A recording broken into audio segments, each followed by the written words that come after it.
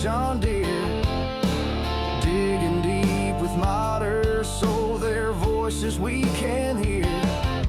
From giants of the code to the artists painting skies, he's shining up their stories like a brand new combine. It's Farm Sim Talk with BDD. Come pull up a chair and ride along with me. Stories from the makers, the builders of the scene. Farm Sim Talk, where we live the farming dream.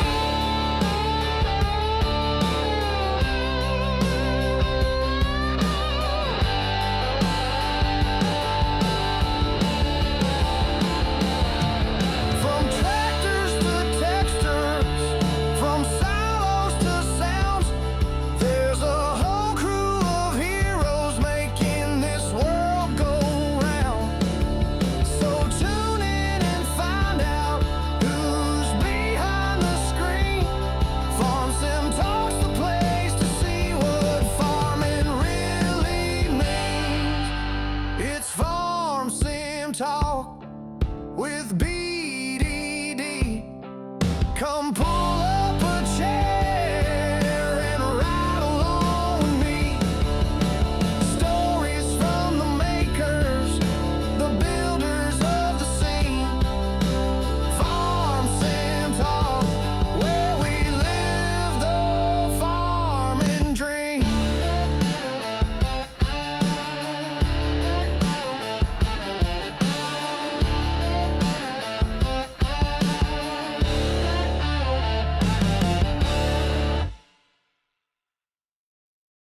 How's it going, everybody? Welcome to the channel. This is Big Daddy Dave, and this is Farm Sim Talk, a show where we get to talk to other creators here in the Farm Sim community.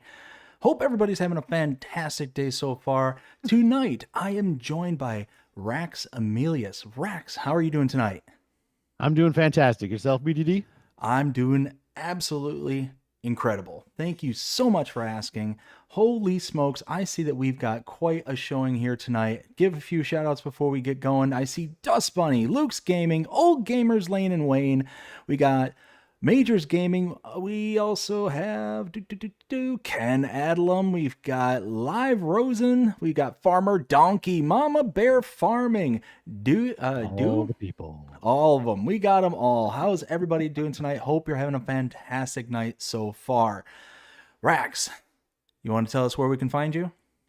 Oh, well, yeah. I think you got it right down there at the bottom. We got YouTube and Facebook and Discord.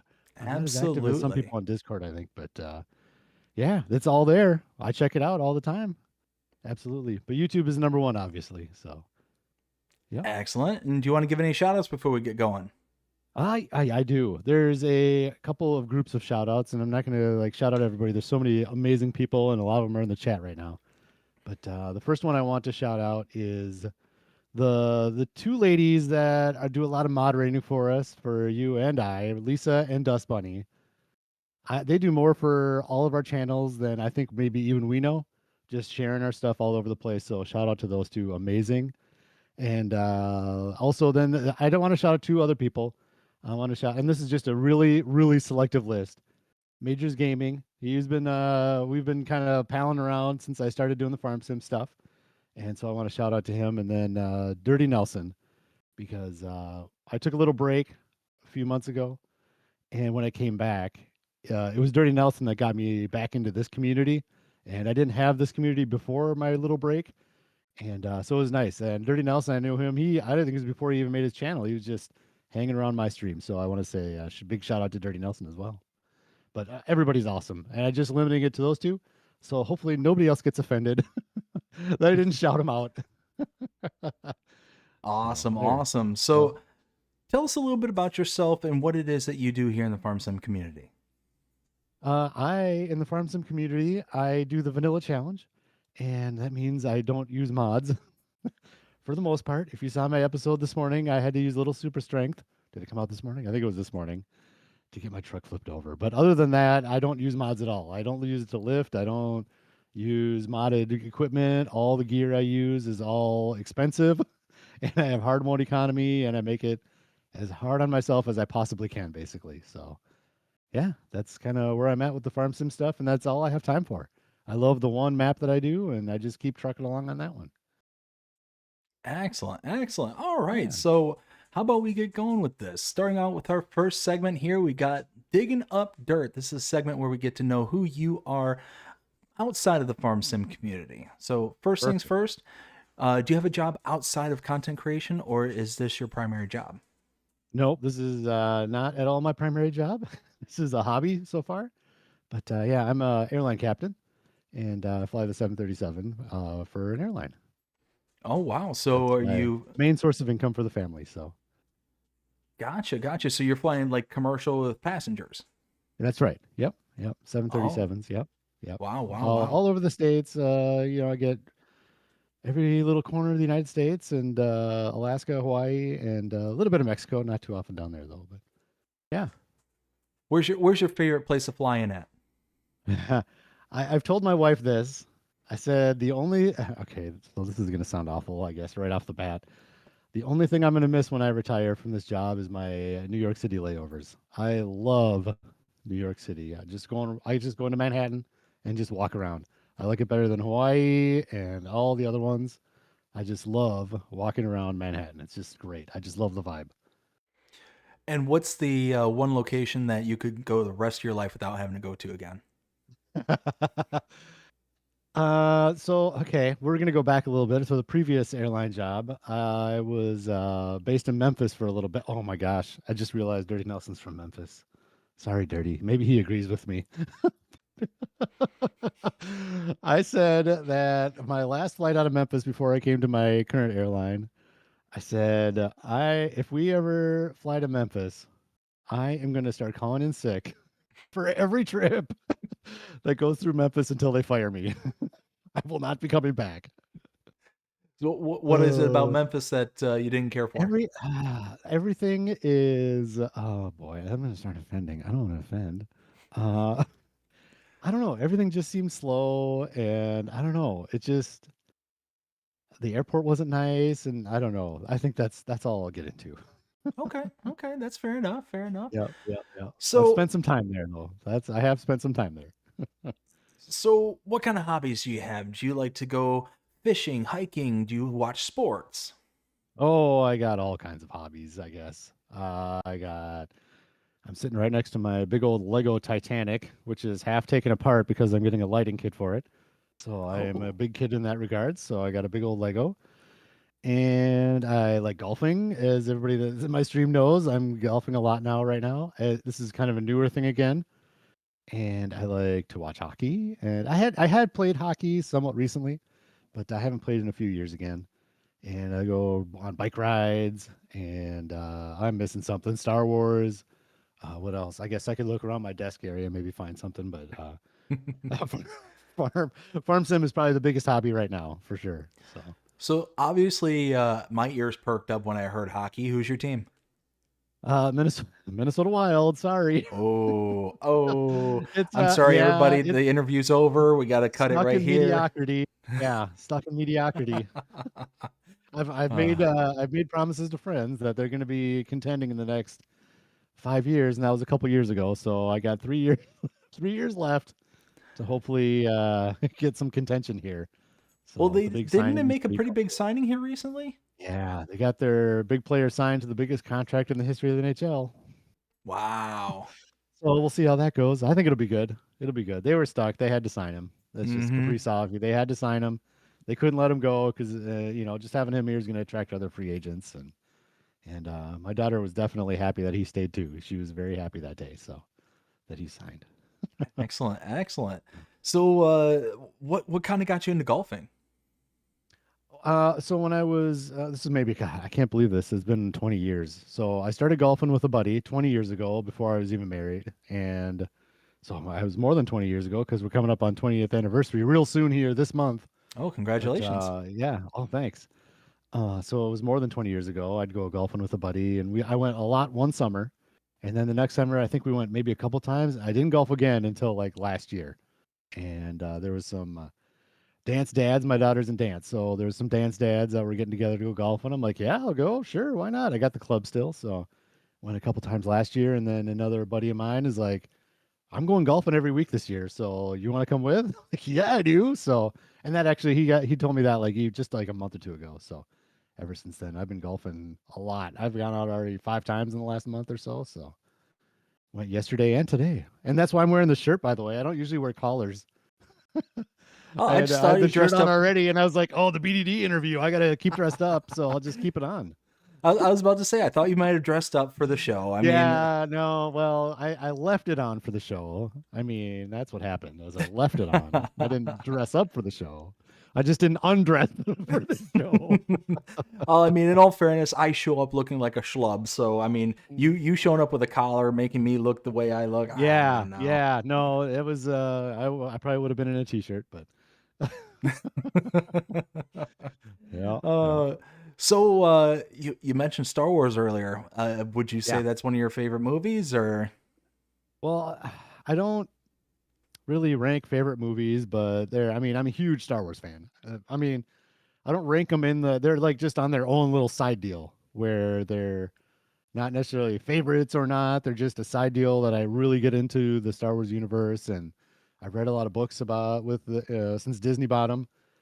They reset the canon. So I started reading a lot of those books and I see all the movies and all the shows and all that. So I feel like I'm pretty well versed on the Star Wars universe for sure.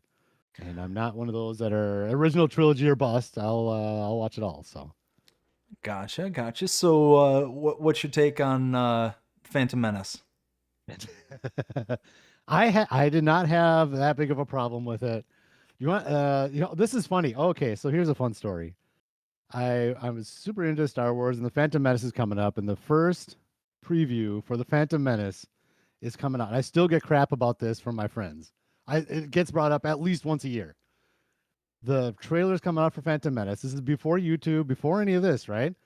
So in order to see the trailer, you had to go to a movie that was showing the trailer.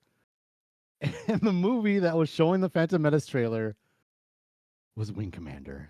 So I dragged all my friends to go see Wing Commander just to see the Phantom Menace trailer. And I swear to God, I don't. Where did it come up? The Wing Commander movie came up somewhere recently. I don't know where it was. It What? came up somewhere recently. I'm like, oh my God, is it on Netflix or something? I'm like, do I have to watch this just to punish myself? But dude, No, they bring that up. They're like, oh my God. Wing Commander. If I remember right, that had well, it had the one guy who played Fred from the Scooby Doo movie. Freddie Prinze Jr. was in it. That Yep. Freddie Prince Jr. Yes, thank That's you. right. And Yeah. Matthew Lillard, if I'm not mistaken. That Were could the- be. But That might be. Yeah. I don't remember the movie at all. I hear about it all the time. but Like, you oh my remember Star God. Wars. Every time, like maybe a new friend joins the group or something, like, oh my God, this guy just dragged us to Wing Commander to watch a Phantom Menace trailer. I Yep, mean, sorry. worth I it. did. Worth it. Yeah. Yeah. Oh, yeah. Absolutely. That trailer was amazing. Oh my gosh. I loved the trailer. And me personally, I'm right there with you. I wasn't as big of a hater as so many people Yeah. are out there Nope. were of the Yep. Phantom Menace. Yep. I mean, it was one of those like, okay, is Jar Jar my favorite character? No, not Right. even No, it close. doesn't have to be. Yeah. But it's one of those that it was still a solid movie, and yeah. Exactly.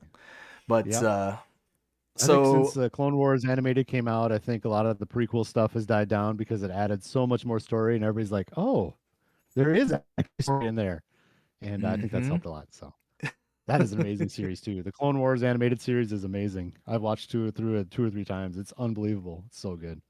Yes, very good. So you mentioned the Legos Titanic. Are there any other Yeah, big models that you got? yeah. I got. Oh, I should. What's in my screen? You probably won't be able to see it. I got the Death Star, not the new one. Didn't spend didn't spend $1,000. That thing's nuts. The old one.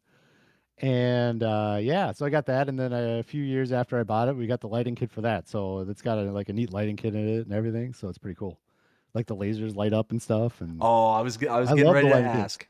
Yeah, I'm surprised that Lego isn't making money off of lighting kits because you have to go to third party to get them. Then why are they not making their own lighting kits for these things? Because it adds so much to the kits. Oh, But Absolutely. The fact Yeah, that they're not making it tells me that either it's too expensive for them to like fit out and kind of expand yeah, into that, or it's yeah. just not worth it to them, kind of Right. thing. Maybe. I don't know. Well, I suppose the third party creators can make them for dirt cheap, so that's probably Hmm. one of the reasons too. Well, Where Lego wouldn't be able to do it dirt cheap. that or they have a third party that they own and that they just go by a different name. It's like not Lego branded kind of thing. Right. This is the front third of it, anyways. Oh, This is the wow. front third of the Titanic. Yeah. This is my favorite set, man. This is the best set I've ever had. That's It's so really cool. awesome. I That's got it. really Yeah. detailed. Yeah. Yeah. It's super nice. I tell you Unfortunately, I what, don't have the plugged in, but it's crazy and just how like intricate you can get those Lego sets. I mean, just yeah. with all the number of pieces that come with them and all that stuff. I mean, you can get some really awesome looking models. Yeah, absolutely. Here's another one you might like here. Little John Deere forage harvester. There you go. I love it. I Got that love it. one last year, maybe for Christmas, something like that. There you go. So Did I the have to get this in game. When I get a forage harvester, it has to be this John Deere. I don't even know the model number on it, but yeah, does the family just go out there and it's like, okay, we're going out and we're gonna get this like either Lego set, Star Wars, whatever it may be. It's like we got you pegged and this is what we're getting for you for the holidays. Is that how it kind of works yeah. out? Well, it's perennially on my Christmas list. I just say Lego sets for, and I have some specific ones out there too. Yeah. So one year, actually, for Christmas, the Death Star, this monster box, right? Mm-hmm. And this is so funny. She didn't tell me about this later. I open it up on Christmas, like, oh, this is awesome. She goes, you know where I hid it? I'm like, no, where? She goes, in your closet. I'm like, wait, in my closet that I dig in every day? And she's like, it was right there and you didn't see it. No. Oh no. Okay, now in all Yeah. fairness, Yeah. I have claimed that I am the most unobservant man Oh, yeah. on the planet. And Yeah. my wife, she will come into this room and she will tell you Hmm. that I am the most unobservant person Yeah. in Yeah. the world. Yeah. Apparently, I have met my rival. Yeah. Yeah. I think it's all men. It might be all men. I don't know. I mean, it was one of those where apparently my wife, before we had met, was actively pursuing me, and I was oblivious to it. Yeah. So, Yeah. Yeah. Sounds about right. Yeah. yeah, yeah. So you mentioned that you read. What kind of books do you like Yeah. to read? Well, so like I said, I'm just gonna turn this off there. I don't need to look at us anymore. I can see on my screen ahead. I wasn't reading chat, by the way, Lisa. I wasn't reading chat. Um, I like I said, I kind of got into reading again with the Star Wars books, and then I read a ton of them, like 20, 30 of them, maybe at least. And I got to the Thrawn books.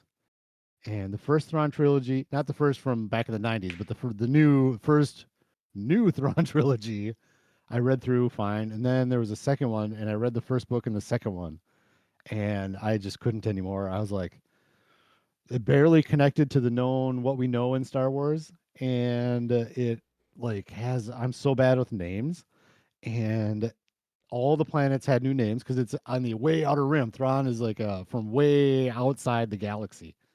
And so you didn't know any of the planets. And then they're called Chiss. Thrawn is a Chiss. And in their society, everybody has two names. So, and it would interchangeably use both names. Like Thrawn's is like Miss some, like some long word. I'm like, okay. And then they have this, like, I knew I was in trouble because the beginning of the book, it had like the rankings of the Chiss ascendancy and like all the names of the different ranks. And I'm just like, okay, I'm done. Wow. So yeah, after that book, I was like, I'm taking a break from the Star Wars books, and I love history. So I've read a lot of nonfiction historical books. So ever since then, so I read a lot at work, and yeah, so I've read a ton of books. It's awesome. It's been a lot of fun getting through a lot of books. So I would imagine that being a pilot, and correct me if I'm wrong, but is Mhm. there time while in the air that you actually just kind of turn on the autopilot and you can actually kind of zone out, or how does that work? Zoning out, no. So we'll So tread it's not like lightly the here. We'll Tesla. tread lightly. There is time up in the flight deck where there's not much going on. There's a lot of time up in the flight deck when there's not much going on. So, yeah, I read books. We're supposed to read company manuals. So I choose to read books. So yeah, yep. And Okay. so I'm learning, and I've learned a lot of stuff from books, and it's been good. It keeps me alert, and so that's what's important, right? So yeah, lots of books being read by me. So I gotcha. I yeah, gotcha. So, what was the longest flight that you've ever taken? I have a screenshot of it on my phone because it was ridiculous. It was ridiculous for our route network. It was 8.5 hours. I think Wow. there was there was short delay getting off the ground, and then there was a short delay getting into a gate when we got in to where we were going as well, and a lot of headwinds, and it was a long route to begin with. So that was a long one. Like that is like, oh dear Lord, I don't. That's a tough one, but yeah, I mean if that's all you have to do in one day though. It's fine. So I good question. mean, I like that one. Yeah. well, it's one of those that I asked because the longest flight I've ever taken was flying from here in Florida all the way out to the West Coast out in California. And it was out there in Yeah. San Diego, and that Yep. was a 5 hour in air flight, I think. Yep. Yep. Yep. And yeah, and that was with a layover there in what was it, Fort Worth, Dallas. Oh, okay. Yep. Yep. You took So, American through Fort Worth. Yeah. To mhm. Dallas. Yep. Hmm. So it was that was the longest flight I've ever taken, and it was just one of those kind of like, oh, why did Oh I yeah. decide to do No. this? No, that's a standard flight. 5 hours for me. I like the longer ones because they're just easier, and I can get my work in and be more efficient about getting hours and stuff without putting in as much work. So I like to be efficient, and that's the way I do it. So I end up doing a lot of red eyes, so working overnights and things like that. So for those of you that know, like if I'm in a chat, like, okay, I'm going to bed, and you're like, it's 2 in the afternoon. I'm like, yeah, yeah, yeah. That's why. That's why I have to go to bed. Sleep when I'm tired, for sure. So, with you being a pilot, Yeah. we're obviously very familiar with the kind of role and responsibility, like the main headline role that you have. But are there any other kind of like sub things that you're required to do, kind of thing for your job, like that we as people from the outside looking in wouldn't be as familiar with? Um, Not so much. I would say maybe training. We go in for training for now, yeah, 4 days a year, and we kind of get busted all out. We have a big flight simulator that's like the what you would picture in NASA. We go in there and get our training done. And other than that, like I guess what would you know would be prepping for the flight. We're not really quote unquote paid for that. We don't get paid until the door closes. So everything that's beyond the door closing to the door opening basically is not really paid. But I mean, it's all worked into, different algorithms and stuff for pay. So I mean, it's fine, but yeah. So and same thing with the flight attendants. Ooh, yeah, yeah. Same thing with the flight attendants. So when they're when they're busting your butt before they close the door, they're not getting paid yet. So it's yeah, yeah. So that's So probably that's something why that they're always most a people little don't know. touchy before they close the doors. Yeah, right. Yeah, yeah. Like, oh God, I'm not even paid for this. Dear Lord. Yeah, So, you actually mentioned flight simulators. Have yeah. you actually played the at-home flight simulator? So when I was a new pilot, I played it a lot. Like you can ask my wife. I played it a lot. Well, I was getting my ratings and in school for it. It helped me learn. Like I did a lot of stuff. Like this was Flight Simulator 10, maybe. Mm, When I was getting my okay. ratings, I would like actually go because flying airplanes is expensive when you're learning. So I would use that to try to learn on my own before I would go spend money on an airplane. So you can actually pull up the little airport that I was training out of, and it's not photoreal, but it's got an actual map, and so I would just kind of keep going around there, so I kind of knew what I was getting into. It's not perfect, but it helps. But I was so excited about being an airline pilot when I was in getting my ratings and stuff. I joined like a virtual airline for Microsoft Flight Simulator, so you could join in, and they would start you out on small airplanes, and then you start working your way up the fleet after so many hours and go to different places. And for me, that was a blast.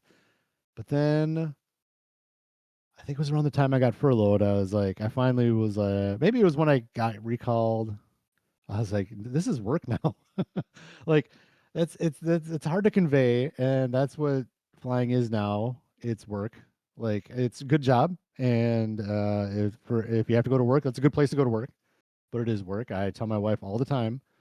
Yeah, if I'm in Hawaii or wherever I'm at, if I'm having a good time, I always tell her, and it's absolutely true, is I'd rather be home 100% of the time.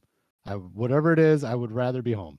So now you guys are making it even tougher being on the road because it's so awesome being home doing the content creation and stuff. But yeah, I would much rather be home than on the road. But if you have to go to work, it's a good place to go. So that's kind of my view on it. And so I don't fly at all outside of work. Some guys do, and gals, excuse me. They have their own airplanes outside of work and all this, and that's not for me. I get enough flying at work, and when I come home, I do other stuff. So Gotcha, gotcha. So, how well would you say that the flight simulator was like compared to what it is in real life? it was good for what I was doing. And like the little Cessna 172 was just fine, for what I was doing. I think the power settings and everything seemed like it was correct, and it really helped me out. Um, when I got into the bigger stuff, there was a learning curve because I hadn't learned how to do that in real life either, and I wasn't going to be doing that for a while. So, but and I haven't done the new one, and to be honest, I have had no, like I said, it's work now. But there's like this, I see some stuff on Facebook or whatever, and there's like this career mode in the new flight simulator. I'm like, ooh, I love career modes. I wish Flight Farming Simulator would have a career mode of some type, because I love them. Like starting out at the bottom in a game as a career. Like I talked about this too. Where did I see it? It was NASCAR 25 is coming out or something. I'm like, I want to start out on a dirt track, and I want to win races on a dirt track and make my way up to cup level. You know what I mean? And I'm Mm-hmm. not a huge NASCAR guy, but that still sounds fun. I just love where you start at the bottom with nothing, which is exactly what the vanilla challenge is, right? You start at the bottom with nothing, and so I'm kind of making my own career mode in a way. But yeah, so that was a bit intriguing. I'm not going to do it. There's just no way. But that is intriguing, the career mode in Flight Simulator. But yeah, or if I don't know, if one of my friends came up to me and like they wanted to play it or something, they wanted some pointers, and for sure, obviously, I would help out or whatever. But yeah, it was pretty accurate, In that game, I did a ton of mods too. The old Flight Simulator, you could buy like mods for having different airlines, and they'd be at the actual correct gate at different airports, and you could download real flight schedules for the AI traffic that was in the game. And so you'd go to an airport, and like that flight would actually be a quote unquote scheduled flight in real life. And so I don't know, it was fun, but my time in Flight Simulator has passed, I think. I gotcha. Yeah. And Yeah. what kind of music are you into? I enjoy a lot of different types of music. If somebody pigeonholes me to say my favorite band, it's Van Halen by far. Love Van Halen, just the best. But other than that, I like a lot of different types of music. I'm not a huge. I'm gonna make somebody mad. I'm not a huge country guy. Like the more poppy new country is more what I don't like.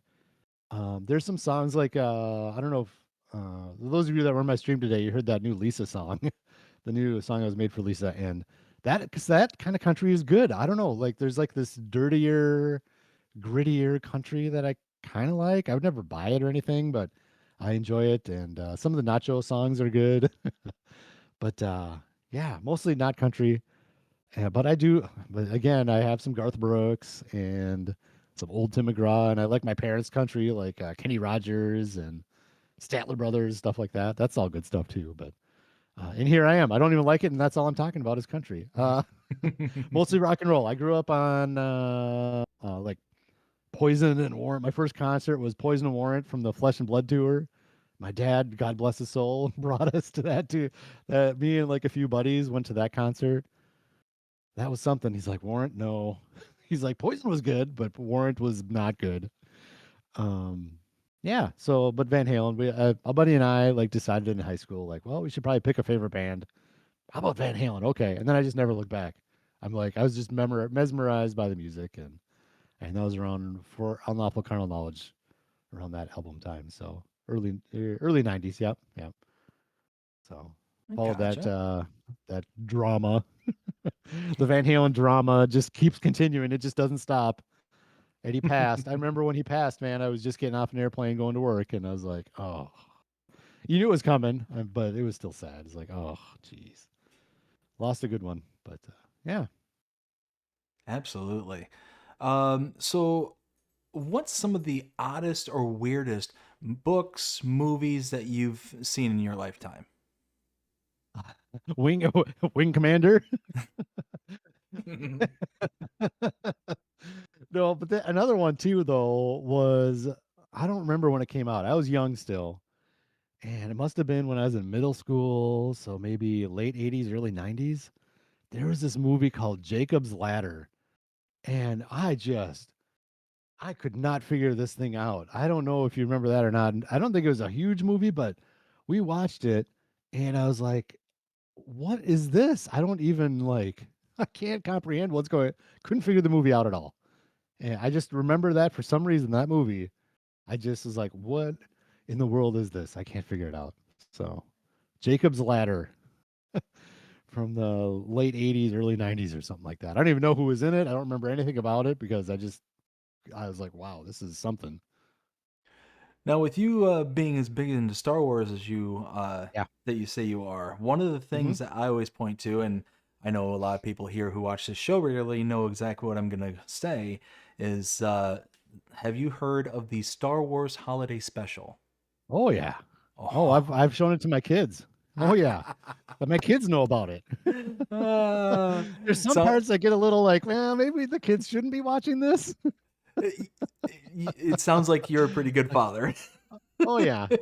You Like a torture your Wookiee kids wearing a with VR with a lady dancing in the VR. Like that's a little like what? uh Maybe the so kids should. so you can sit here and attest because as somebody who has seen the movie and knows Oh exactly yeah, what it entails, yeah. is there not a point in the movie in which it's literally just the Wookiees talking with no subtitles Oh for yeah. every bit of about 10 Oh to yeah. 15 minutes? It's the most ridiculous thing you've ever seen. It's the most ridiculous thing you've ever seen. And Yeah, it's goofy. to think that the same people who made Star Wars, the Yeah, original Star Wars, yeah, made yeah, that. It wasn't like it was some like pet project or some random person out, like you would yeah. think that somebody in a high school out there would have made this. So this is what I've thought about too, because that came out after the original Star Wars, before Empire Strikes Back. Can you imagine going to the theater to see, knowing nothing about Empire Strikes Back, going to the theater after seeing the Star Wars Holiday Special, going like, what am I in for here? Is this going to be as bad as the Holiday Special, or what? I couldn't Oh, imagine going into that. no. Here's another funny story about Empire Strikes Back. I brought my son to The Force Awakens. I mean, I know I brought him to Force Awakens. I think this is the one, and we're just standing in line outside the theater, and this is like right as it gets released. And another dad was like, okay, now, and he was telling his kid, and I told my kid too, I'm like, if there's anything in this movie that is like a big surprise, don't say anything until we get to the car. Because his dad said they went to Empire Strikes Back, and as they're walking out of the theater, somebody was talking to their whoever they went to the theater with. Can you believe Darth Vader is Luke's dad? Like, oh my God, Carter! If you, oh, I said his name. I shouldn't say his name. Anyways, if you say anything about this before we get to the car, please just don't say anything. Let's get out of the theater and then we can talk.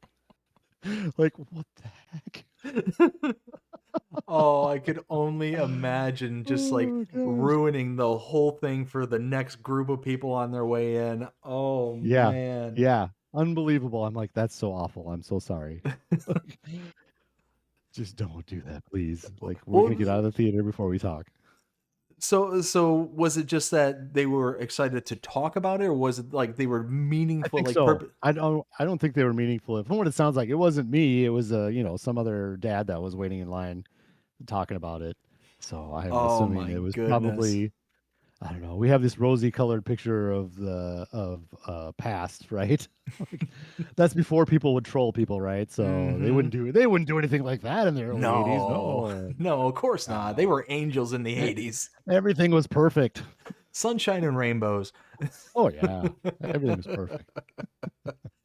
Nobody was mean. No, Because no. I've actually heard of like people doing that. Like they'll go to the movies and then they'll go out into the middle of the hall, like where the whole Just concession awful. and stuff, and just Yeah. shout out the spoiler at the end. Yeah. Like Why would it's you like do that? why? Like why? Yeah. What do you gain? What is the point of something like that other than to be a jerk?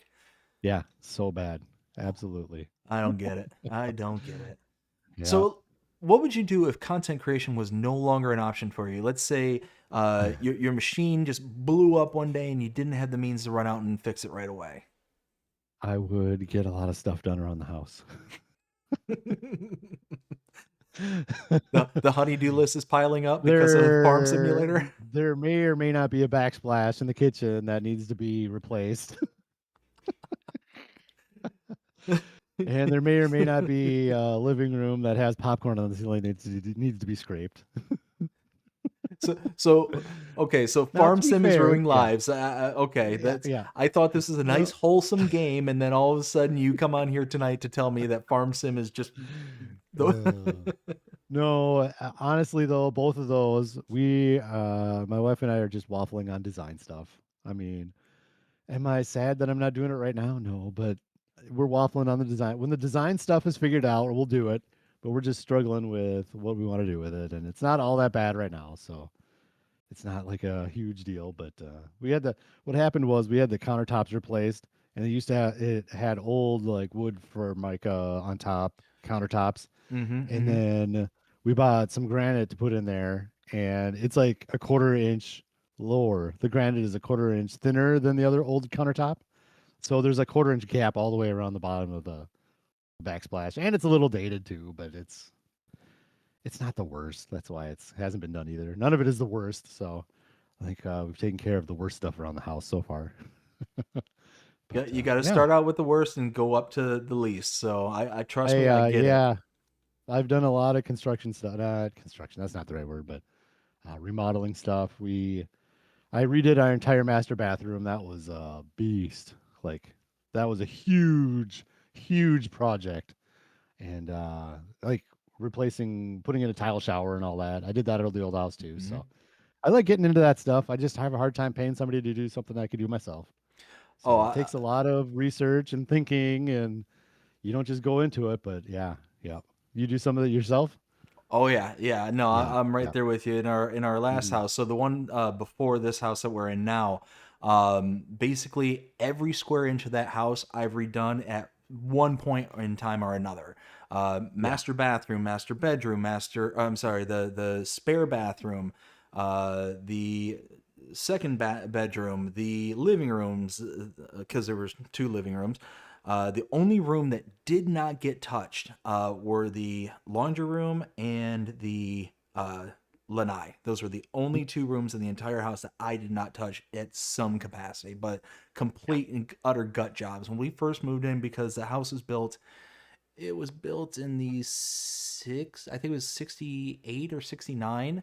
Um, everything was like pure like 60s 70s look to it, like Mm-hmm. everything was Mm-hmm. from well, actually not, it wasn't from the 60s, it was built in the 60s, they remodeled it in the late 70s, and nobody touched it from that point on. And it had like the uh what was it called, the wallpaper with the like all these Oh yeah. fleur-de-lis on it, like the whole nine yard. It was awful. So bad.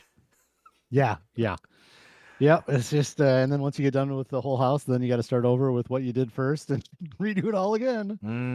It's a No, we haven't never gotten ending that far. cycle. Usually we end up moving. We usually end up moving. I told my wife, I said, when I was done with the bathroom, the master bathroom, it took me 6 months to get through that bathroom. And I worked on it every day I was home for a little bit at least.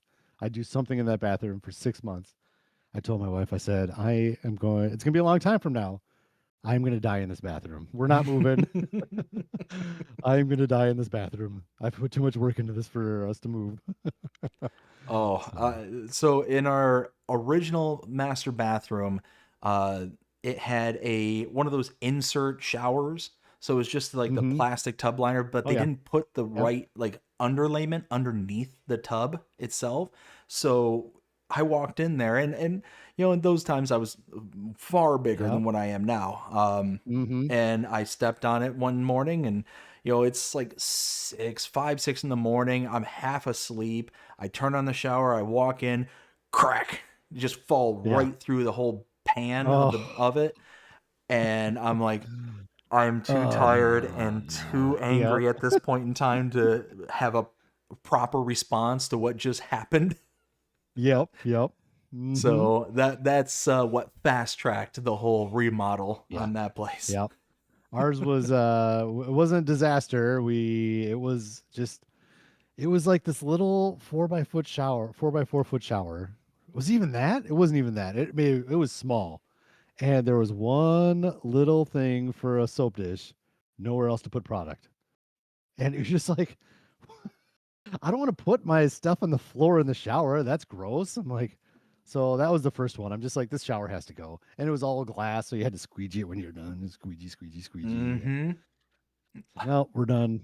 And there was a cabinet next to it. So I just took the whole like cabinet. It was like a almost like a wall with a cabinet. I just like took all that out and used that whole space for one big old walk-in tile shower. So it's amazing now, but it took a bit to get there for sure. One of the wildest things ever seen any person do, because I refuse to believe that this came original with the home. I have to believe that somebody out there made the conscious decision to actually do this. But in the spare bathroom, they had it was just a tub shower in there. Or I'm hmm sorry, like a tub with a shower head in it. Yep. And it was the wildest tub because the tub itself, all right, so imagine the total depth, not in real life but just use this as kind of like a reference. The total depth Yeah. of the sidewall of the tub is about this. The Yeah. actual drop where the person would sit in it is maybe about this, so there's this much of a gap above the ground. So the majority of it is not like actual where the Right. water sits, right? Yeah. Well, Yeah. then you have that tub, and then if you're facing away from the shower head, hmm somebody, this is the conscious effort thing that I'm talking about, they put in a door for a cabinet right Yeah. there inside the shower. And when we first bought the house, Yeah. I'm like, I didn't even notice that. Like, didn't even notice Showers, it. do they need to be waterproof? Do they really need to be waterproof showers? Oh, wow. I was just so blown away when I realized, like, why, who, when, where, what? Yeah. Yeah. It doesn't Oh, make sense. Yeah. no sense whatsoever. Nope. But yeah, no, that was a fun little discovery when I made that one. Yeah. So, has it Mhm. always been your dream to be a content creator? Or do you feel like you just kind of fell into it? Definitely fell into it. The way I got into it, we're gonna be talking all night, right? So we'll be talking until 3, 4 in the morning, something like that. I So time mean, for like all sorts of stories. I stay up until about 2, 3, 4 in the morning every morning. So Yeah. I'm used All to it. right. Well, we'll just go. I don't care. I work red eyes, all the time. So whatever. I stay up all night. Challenge accepted. Yeah, exactly. Sorry, Dirty Nelson. I'm not gonna be awake for our little private Da Vinci Resolve stream tomorrow. Um, yeah. So what are we talking about? Oh, we're talking about getting to YouTube. Yeah. So the way I got into it was we got a PS4, and the main reason we got the PS4 was for my son. Mhm. It definitely wasn't to get Star Wars Battlefront 2. It wasn't that. Nope. But we got Star Wars Battlefront 2 and we got Minecraft. And I had never played Minecraft, and my son was young. It was a PS4. He was young, 6, maybe younger. And we just sat there and played together. And he just built this little house thing. He's like, oh yeah, that's the TV and the ball. I'm like, what? How did you know how to do that? What? What are you doing, man? Like, how'd you? He watched Stampy. You remember Stampy Cat at all from Minecraft videos? Mm-mm. He was one of the original Minecraft content creators. And so Stampy had his lovely world, and this is going to be a long story, sorry, but he had this lovely world. Excuse me. And there was a content creator that made the. Sorry, there we go. Okay. He made Stampy's Lovely World, and he made it was almost like putting Legos together. He made a video series on how to make Stampy's Lovely World because it was simple at the time. It was early Minecraft. And so I was like, ooh, you know what I'm going to do?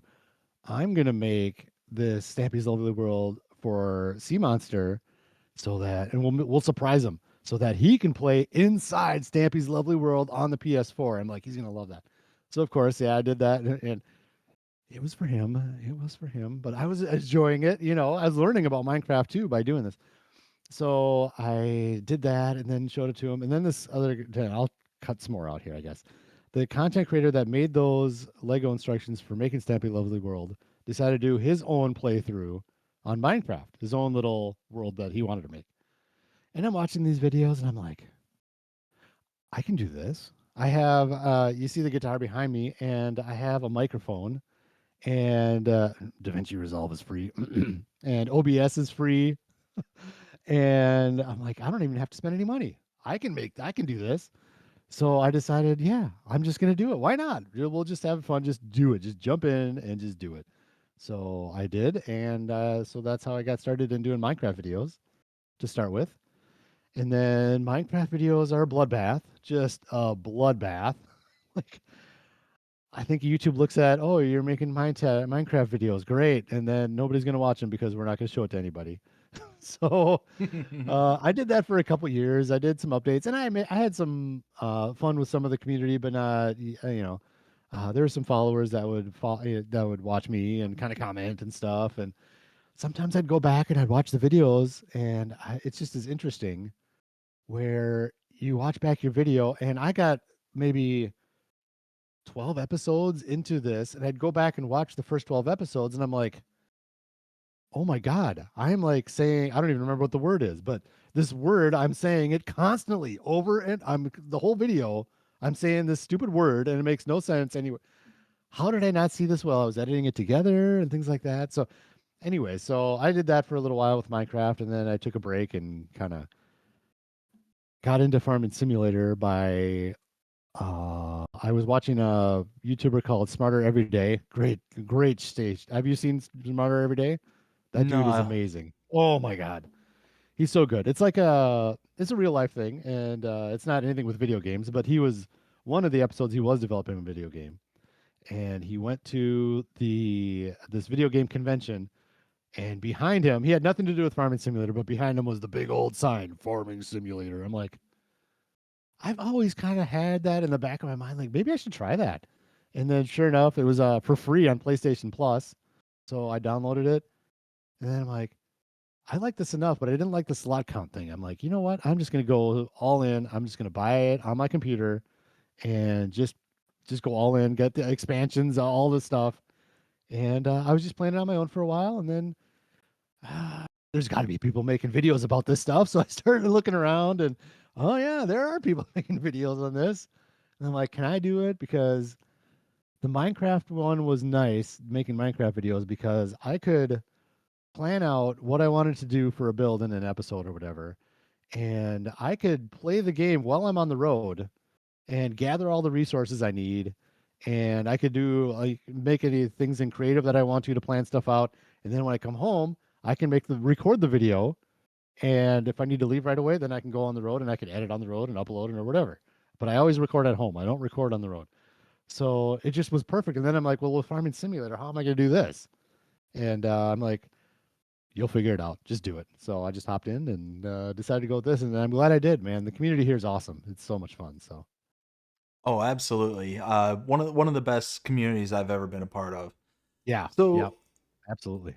one of the things that I always attest to is that in regards to Farming Simulator, there tends to be, through these conversations I've had here on this show, there always, for the most part, I shouldn't say always, for the most part, there seems to be some sort of connection to either the farm life, rural living, whatever the case may be, that kind of makes the transition from non-playing Farming Simulator to playing Farming Simulator. Hmm. Do you Hmm. have some sort of connection to farming, rural living, things like that, that kind of, made Farming Simulator more appealing or kind of an easier transition of getting into?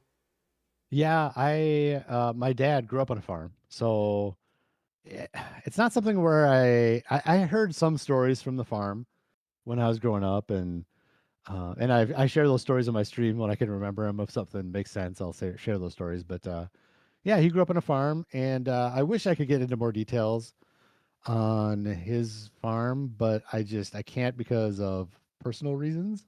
It's real easy. It would be real easy to track me down if I talk too much about it, if that makes any sense. So, uh, For sure. God, I would love to share the stories. I really would, but unfortunately, too easy at this point. So, anyways, yeah. So he grew up on a farm, and that was one thing that was really nice is about Farming Simulator is I would talk to him about farm. I said, yeah, I'm making videos on Farming Simulator now, and I said, okay, so what did you guys have? Oh yeah, we had cows, and then we had this one bull, and he'd go into stories, and it was almost a separate connection for us, which was a lot of fun. And it was fun to hear more stories about the farm, having more context about what actually happens on a farm, because that's one thing I love about this game too, is that it teaches you about how different things are done on the farm. Is it perfect? No, but it teaches you generally about what happens on a farm and how what kind of animal eats what, and different processes like silage. And I would tell them like, oh yeah, so how'd you feed the cows? Like, oh yeah, we put the grass into the big old silo, and then it would ferment and become silage. We feed the silage to the cows, and I'm like, yeah, perfect. That's exactly right. I mean, I don't know why it would be any different than that, but yeah. So I guess that's my connection. But when I started it wasn't like I didn't say, well, my dad grew up on a farm, so I want to play Farming Simulator. It wasn't like that, but it was a nice connection afterwards for sure. So, Well, and the reason I kind of point that out is that it just seems like if there's some sort of connection, again, not always, not universal or anything like that, but it just seems like there tends to be that kind of connection to either the hmm. farm life, rural living, and it just Hmm. seems like it's almost a natural segue into Farming Simulator kind of thing. It's Yeah. not often I hear a story where somebody's like, "Oh yeah, I live in downtown Detroit, and I just decided to play Farming Yeah. Simulator because of reasons." It's Yeah. Yeah. so I have it, heard my wife saw an article that said that kids are getting more into understanding farming processes, and they're getting more into farm stuff, which I found interesting. And my daughter is that way for sure. Oh my gosh, she goes to farm camp. Like last year she went to one, this year she went to five of them. She loves farm wow. camp. Yeah. And the the people, the adults there are like, oh my god, we love Avery so much, and they're like throwing paperwork at us, like, here, she needs to volunteer next year, volunteer. So yeah, yeah, yeah. Well, you So know what? That makes yeah, me hopeful for the future is hearing yeah, stories like yeah, that because yeah, it's one of those where you've got so many forces that kind of pull people away from the yeah. rural living, with Yep, the internet, with, just yep, things in general. The yep. glitz and glamour of what, supposedly the big city living would be. So there's so many of these Hmm. forces pulling people away from it that, me personally, when I got older, and was buying, my house now, I had to get out of the city. I lived in like the city, or what I would refer to the city, for over 20 years and hated every second Hmm. of it. Now that Hmm. I'm kind of back out into the country, I can literally like go like maybe a minute down the road, if that, and see cows, open field, horse Yeah. pastures, the whole 9 yards, and Yep. I love it. Yep. Absolutely love every I second of it. Our little trip. I talked a little bit about this on streams too, but our little trip to Iowa at the end of August, our hotel. I even put a picture of the hotel on the Discord. I think I did, and Facebook. The elevator where we're waiting and for the elevator right out. There's this big picture window across the street, a big old farm field with a bunch of bales, and I was just like, every time you go to the elevator, like, oh, look at that. I was like, you could see a tractor in the way back left of the field, and you couldn't quite see, but I think it was probably the bale loader or something like that. And I was just like, that thing has to get moving before it never did. I was like, I want to see that thing in action. See, But what was really cool is, like I said, I recently moved out here. There's farms all over the place. Uh, so as I was going out to what would be, what is now the city, it's mhm, not really the city compared to what I used to be in, but that's what I call the city now. mhm. Um, in between there and here and there, there's a bunch of farmlands, tons of horse ranches and all that stuff. And I just so happened to pass by uh, a big open field where somebody was lugging around a big John Deere, had a giant windrow, one of the rake Yeah. windrows on the back of it. Yep. Yep. And I'm like, oh, that's so cool to see in I real know. life. And I got a big, grin to ear. And Mm. I'm kind of sitting there chuckling. My wife looks over because my wife's, sitting next to me and the kids are in the back seat. And she's like, well, what are you smiling about? It's like, Yeah.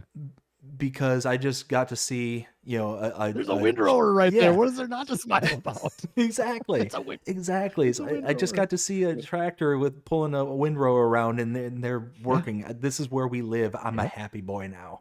Yeah. I was the same way going down to Iowa and back. We took not necessarily back roads. We didn't spend a whole lot of extra time, but it was fun just going by the farms, like corn, soybeans. Oh, look at their windrow in their ditch right there. Okay, they cut their hay or their grass in the ditch and they're windrowing it up.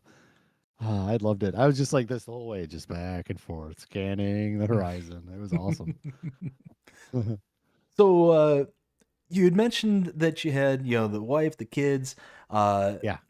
how do you come up with the proper balance between your home life, your work life, and your creator life? Because you have one of those unique jobs that's going to keep you away for good chunks of time, at a Hmm. time. So how do you come up Yep. with that balance? The very understanding wife, first of all. I am completely blessed.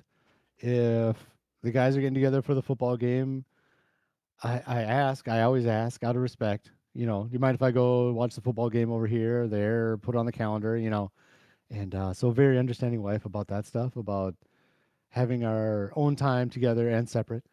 And yeah, so and then my daughter is so busy with activities that she's gone a lot. And then my son is so busy with video games. I don't know where he gets that from. Don't know how that could have possibly happened. And he's a teenager. So he likes his room, which is fine. But yeah, so that's kind of how. And we have our times where we have our times to go out as a family and do activities and just all get scheduled and that's kind of it. And if this is and I say this all the time. I'm like this what I'm doing here with streaming and all this. Now, tonight's stream is different because it's a time thing where I'm scheduling with you, so we need to be on at this time. And I told her that weeks ago when we first scheduled it. I said, okay, usually I stream only when I can, but this is going to be a scheduled thing. And then the same thing with that extra stream tomorrow morning.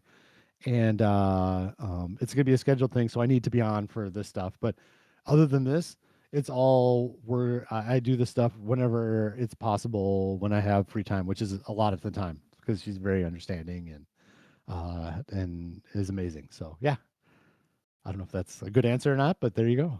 No, absolutely. Yeah. That's excellent. Um, so obviously part of your job is traveling. You're going all over the place kind of thing. So it's safe to say that traveling and that you like to travel. That'd probably be a pretty safe thing to bet on. Mm-hmm. Mm-hmm. Um, so if money were no object, where would Mm-hmm. you want to travel to and why? I would say I we're trying to plan a trip in the next couple of years. I hope it happens. If it doesn't, I understand, but I'm hoping we can go to Germany within a couple of years or so. Um, but basically, it's all of Europe. I've never been over there, and I want to see like everywhere in Europe. It all sounds just such because I love history. There's so much history over there, and so much beautiful landscape, beautiful architecture, and things like that. Just for me, it's Europe. Like I just want to go and just travel around. That's number one for me. I mean, it's I don't know. Yeah, it's got to be. I could see Italy or Greece or Germany, Austria would be amazing, like Vienna or London. It would be fine. For some reason, England isn't as exciting to me, but maybe Ireland. But I don't know. Basically, all of it. I really want to see all of Europe. That'd be my. I guess. Yeah, that would be it for me. Yeah. Gotcha. So earlier you mentioned that that you were big into history, Uh-huh. and is there a particular age in history that you like more than others? Like the one that you kind of like know more than like the average? Um, I would well knowing more than the average would be definitely World War II era. Like it's just that era is so intriguing to me from the 30s into the 40s. It's just like I can't get enough of it. I don't know what it is. I'm not like some guy that is like a warmonger or anything like that. It's just for me, I look at like and I love war movies and learning about that stuff and like Band of Brothers is like the best television show ever made. The Mm-hmm. Pacific is like not even number two. Those are both like tied for first. I love them both so much. And I just sit there and think about how did this happen and how did these people get through this and how did they do what they did is just unbelievably. And on the other side of the coin, why did they do what they did on the opposing sides? Like how can people do this to each other? And it's just incredibly interesting to me. I just got done last week with a book called Rise and Fall of the Third Reich. I don't know. A lot of people have heard of it. I never had heard of this book, but it's a monster book. It took me a long time to get through it, but it is like unbelievable that book. It's so comprehensive and gets into like every little thing, and it just you just sit there and go, "How is this possible? How did this happen?" It's just insane. But other than World War II, I would say, I mean, I love Roman history. Egyptian, I love the game Pharaoh. It was called from I think it was early 2000s maybe or Mm-hmm. maybe late 90s because I love Egyptian history kind of, but I don't know much about that one. In fact, I should write that down. I should read a book about Egyptian history. We're getting some books down, okay? Because I got a Hey, list of stuff that I want, even subjects. But yeah, so the Egyptian history is great, Roman history, and again, I'm not like a I'm not good with names, so I am not good with remembering a lot about the history. I just like reading about it and being in that moment while I'm reading the book, basically. But yeah, I read a book on the Knights Templar. mm-hmm, That one was mm-hmm. a hard one to get through because there was a lot of names. That's a long time frame, so there's all these different names going throughout the book. You're like, oh, okay, yeah. But yeah, so a lot of it. I don't know what ancient history. I guess what would you call it? Ancient history? I would begin with Egyptian, I guess. But yeah. Anyways, yeah, Gotcha. Yeah, and the reason I ask is I too am also a big fan of history. You know, kind of yeah, finding out where we've been to see where we're going, kind of thing. And yeah, yep, yeah, I mean, the World War II, World War One. yep. I'm big into like the Greek mythology and stuff like that. So I've Mm-hmm, learned a lot mm-hmm. about it as well as like the Greek history. I've Yeah. always said that if I were to ever go anywhere in the world Mm-hmm, outside of the United States, over mm-hmm. in Greece and Rome would be like the absolute like Yeah. must do's kind of thing Yep. for me personally, because of like you said, Mm-hmm. all the history that's over there, Yeah. being able to go see things like the Parthenon, the Pantheon, Yeah. the Yeah. things along those lines would be just an Yeah. amazing thing to go and like witness Absolutely. in person. Yeah. The Colosseums, the like the whole nine yards. There's so much Mm-hmm. stuff over there Mm-hmm. that you can see. Yeah. So let me ask you this: what would you say inspires or motivates you in life? Whoa. Oh, Gonna I get a didn't little prepare deep for on this you. one. Yeah. So, um, at this point, motivating me is retiring. Trying to, yeah, get to retirement and yeah, I mean, I guess that would be it. Trying to get to retirement in a good way and continue, raise the kids the way they should be raised and try to instill values like what I do with the kids is I don't teach them much about like school stuff.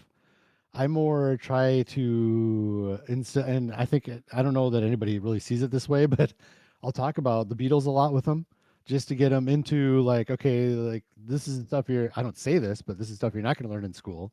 But it's good to have a nice knowledge of maybe pop history or something like that. And I don't know. I mean, that's not really too deep, I guess, but yeah, I don't Well, know. it's that Getting the kind kids of raised right, and make them successful adults, right?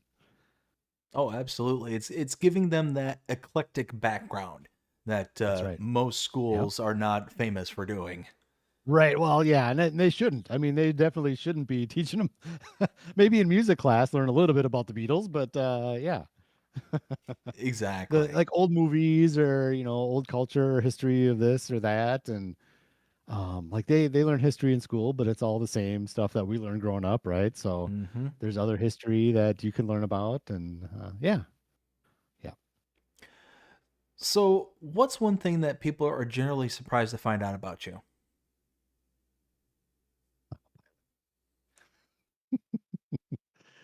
That's it. I'm a pilot. That's the surprise. Yeah. Oh, you're a pilot. Yeah, yeah. So that's probably the biggest one. And you mentioned earlier that you fly the 737. What's the Yeah. largest commercial airliner that you've flown?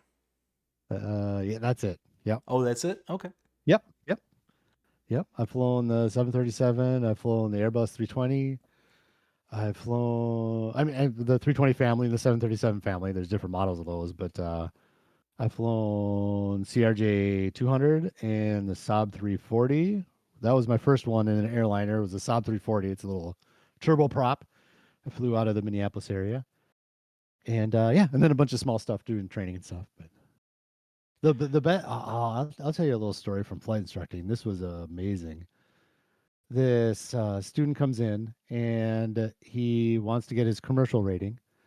And this is why, well, I was flight instructing, so I wasn't getting instructing. I was the instructor. And he needed to get his commercial rating. And he had this little Citabria airplane that doesn't have retractable gear. And in order to get, at the time, I don't think it's this way anymore. But at the time, you needed to fly a complex aircraft which has retractable gear and some other stuff. But the Citabria he wanted to do his commercial rating in didn't have retractable gear. So I said, we got to do something in retractable gear because you have to do that for your check ride. He goes, oh, I'm in the commemorative airports. Do you want to go take a ride in a T6? And that has retractable gear. And what a T6 is a World War II trainer. Oh. So yeah, it's like I mean, if you think of like a P-51 Mustang or something like that, it's Mm-hmm. a Mm-hmm. tail dragger, a tail dragger fighter type thing. Only it's a trainer. And I'm like, yeah, we can do that. So I said, Can we well, please? yeah, yeah, yeah. He's like, well, you're gonna have to do that for the check, right? He's like, oh, we can do the T6. I'm like, well, I'm gonna have to see you do it to make sure you can do it. He's like, oh yeah, of course. So he flew it over to our airport, and yeah, got to ride. I got to fly it in the air. I didn't land that one. He did the landing on that one. I'm like, I'm not gonna bend any of that metal, But but yeah. So we took it up, and he showed me how to do a loop and a roll and all that stuff. So it was fun. Oh, that's Yeah. cool. Yeah. So, actually, that kind of leads to another question of mine. So, Hmm. I presume that while you're in flight, there's obvious rules and regulations and stuff that you have to follow. Um, That's my entire career. Yes. so, It's all rules and regulations. Yeah.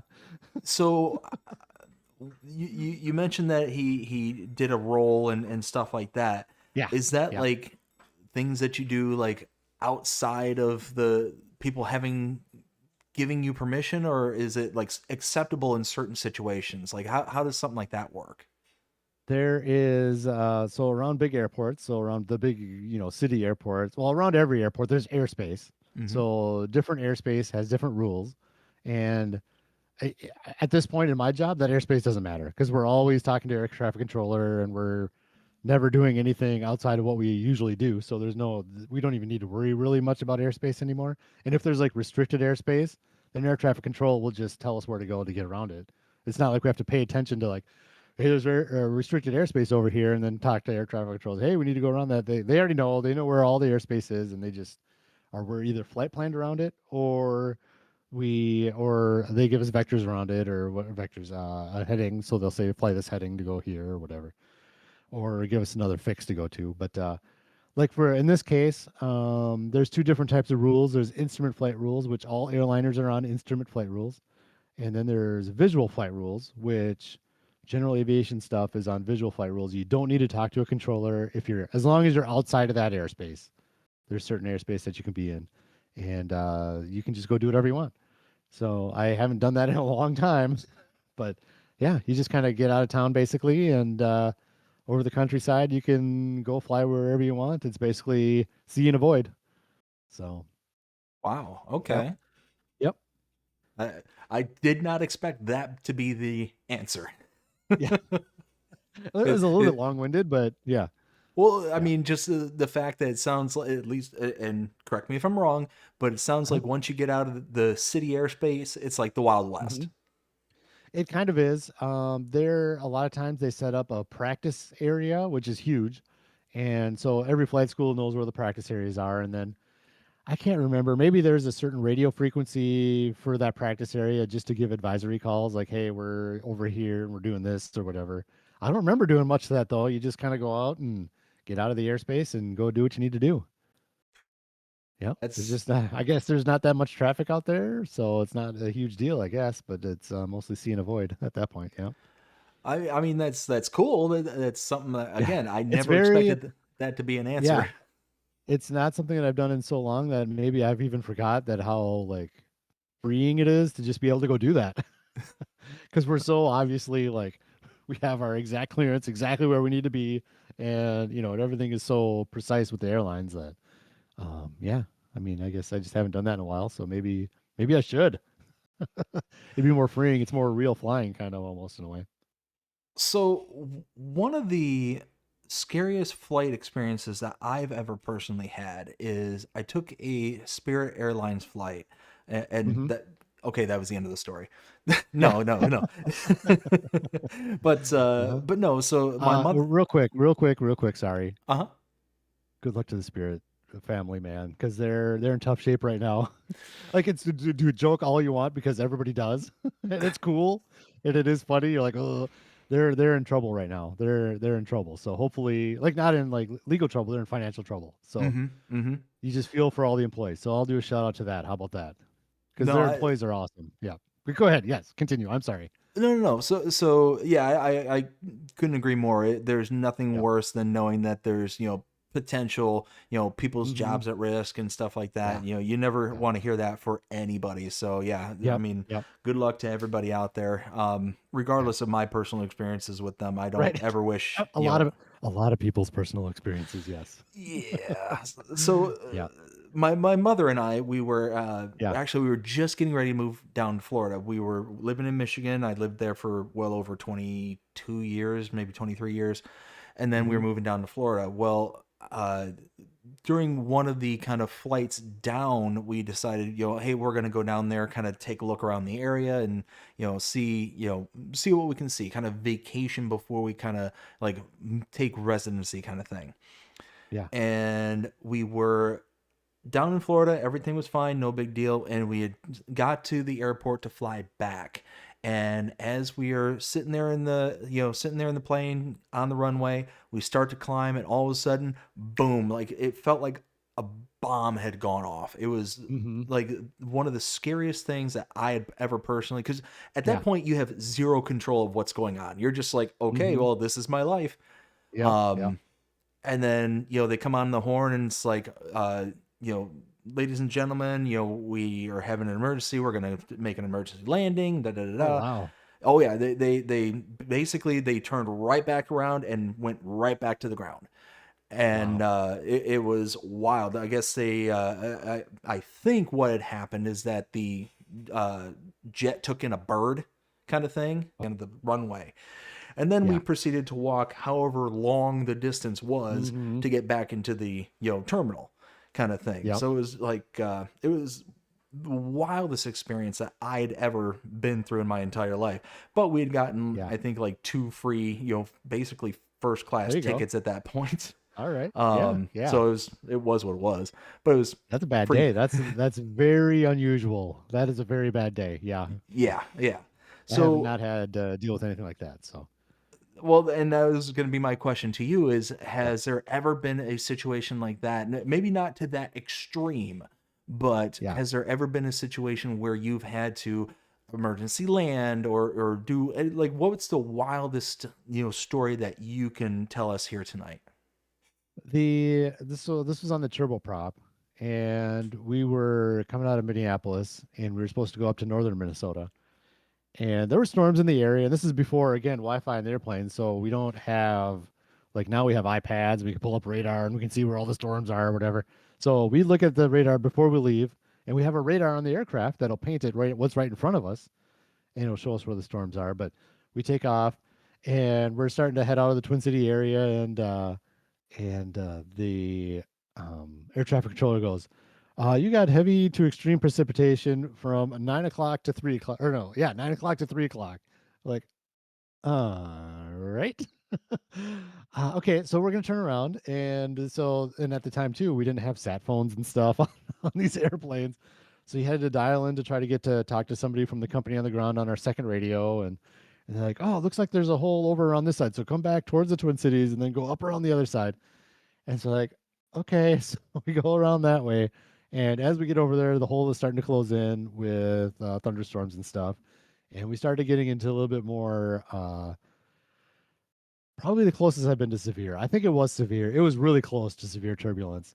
And so we're like, nope, we're done. We turned around, called dispatch again. We're like, yeah, just to let you know, we're turning around. We're going back to Minneapolis. It's like, well, there's this. Like, we're like, no, we're we're going back and we're landing. There was a lady that was freaking out in the back too. Thank God the flight attendant was a veteran flight attendant. She knew exactly how to handle all of it. And but we got it back on the ground. I was like, and that was a good day to get it back on the ground. I'm like, all right, that's it. We're done. We're gonna go home. So yeah, that was probably the worst. I've flown into severe icing before, right as we're coming in to land. There's nothing you can do about that either. It's like looking at the first officer, I'm like, okay, well, we're gonna land, so we're not gonna be able to go around. Like, if we can't land for some reason, we're gonna just have to land. And so we did that, and that was in the Saab as well. I mean, the Saab had you were down in the clouds a lot more because it flies a lot lower, and you go into littler airports where there's less stuff, like um, less. Less planes going in and out, so there you have less information. You know what I mean? So, Mm. yeah, so it's harder to get information on the smaller airports. Like what I do now, it's like, is the airport open? Yeah, well, then we're probably going to land. And the air traffic controllers know exactly where the weather is, so they've give us headings around it and all this, and we still pay attention to everything or whatever, and we ask for different things, and because maybe we can see it a little bit better, but um, yeah, so now it's almost easier to fly this than it did back when I first started in the Saab 340. So going into the littler airports. I gotcha. So let's rewind a little bit. Hmm. And before you were a pilot, Hmm. what kind of jobs did you have prior to being a pilot? I had a myriad of jobs. Again, I'm gonna be up on that. What time is it? 9:50 here. I could tell you, go all the way back, but the two I'll say careers. The two careers I have where I started in television production. I was working at a restaurant and as a server, and I was like, okay, I got to do something. I'm not gonna be a server for the rest of my life. So I said, you know what would be fun. that's that's kind of the way I look at jobs, I guess. Okay, what should I do that's fun? television production. Yeah. So there was a little station and in town that was it was a home shopping network. It was called Value Vision. So it was number three. So it was QVC, Home Shopping Network, and then Value Vision. And Value Vision was close to where I live. And just coincidentally, I mean, it's a national broadcast. I mean, everybody in the States could see it. It was on cable or whatever. Maybe not every had it, but so I went there, and my mom's friend's son was a director there, not a managing director, like an actual television director. And he got me in as a part-time camera operator, and I just learned on the job. And they said if you want to learn the other stuff, just on your breaks, go into the control room where more of the complicated stuff is. Just go sit there and learn on your breaks. I'm like, okay. So I learned this and I learned that, and then they decided they were going to go to robotic cameras. So what I did was just my own little camera, right? And you'd have a headset on, and the director would say, "Tight shot on this, okay," and then pan to this and or this or whatever. And so then they're going to go to robotic cameras where one person in the control room works all three cameras simultaneously. And I applied for that, and I got that position on overnights. So that's the beginning of my overnight journey. I'm most of my life I've worked overnights. It's just nuts. But yeah, so I worked overnights there, working the robotic cameras, and then I just sat there and I was sitting right next to the director. So like in a big news station, this is the way it used to be. We're getting old. I'm getting old.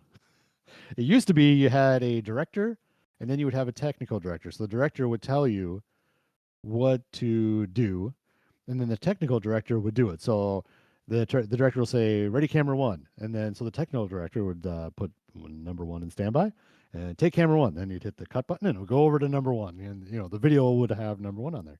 So I'm sitting next to this dude, but at Value Vision, the technical director and the director were the same person. So you're sitting there talking over the headset, telling people what to do, and working the video switcher at the same time. So I just paid attention, and I learned how to do it just by paying attention and looking and watching. And then the overnight director left or something happened, and so there was a opening for an overnight director position. So I just applied for that and got that. And so I was a director there for a little while, doing the overnight stuff, and I wasn't real happy because Value Vision was more about, as more of an adult now, I understand, they're more about making money than they are worried about the quality of production. They're more worried about sales. So, but at the time, I was all googly eyed, and I wanted to actually work in movies. Like I wanted to direct movies and all this. So I had my dreams, and so I left, and we don't have all night, so maybe I'll skip some stuff. But I went to a local TV station was starting up a morning show, so I applied for working the audio board for the morning show, and that was just a blast. That was so much fun. It was like a 3-hour morning show. I'd run the audio board, so they don't do this anymore. So it's just working sliders, and you got your little meters doing this, and you just kind of bring this mic up and bring this music up, and doing that type of thing. But yeah, so then after a year and a half, I was like, I'm kind of doing what I want to do. I'm making like $30,000. Was it even that? It wasn't even that. No, it was less than that. And I'm like 3% raises. The next step up there would be like repairing the gear and installing gear and stuff like that. I didn't want to do that. I wanted to do the production stuff. So I left there and went in some other jobs, installing satellite dishes and installing audio video equipment in boardrooms and stuff in tower. That was a cool job too. That was neat to see. I really like go downtown Minneapolis and installing like big projectors and stuff. But then 9/11 happened. I remember we were going to it. Oh, this was so bad. We were going to an elementary school, putting up video screens in an elementary school that day when 9/11 happened. And we were in the van on the way with the radio on, and we're like, "Oh my God, what's happening?" And we get to the school, and everybody was in the office at this elementary school. Like not everybody, not the kids. The faculty was all in the office, and they had a TV in there. And that was right when one of the towers went down. I'm like, oh my God, unbelievable. So for me, 9/11 was a huge turning point. I was like 20. Well, I guess I would know. It was 2001, so 25.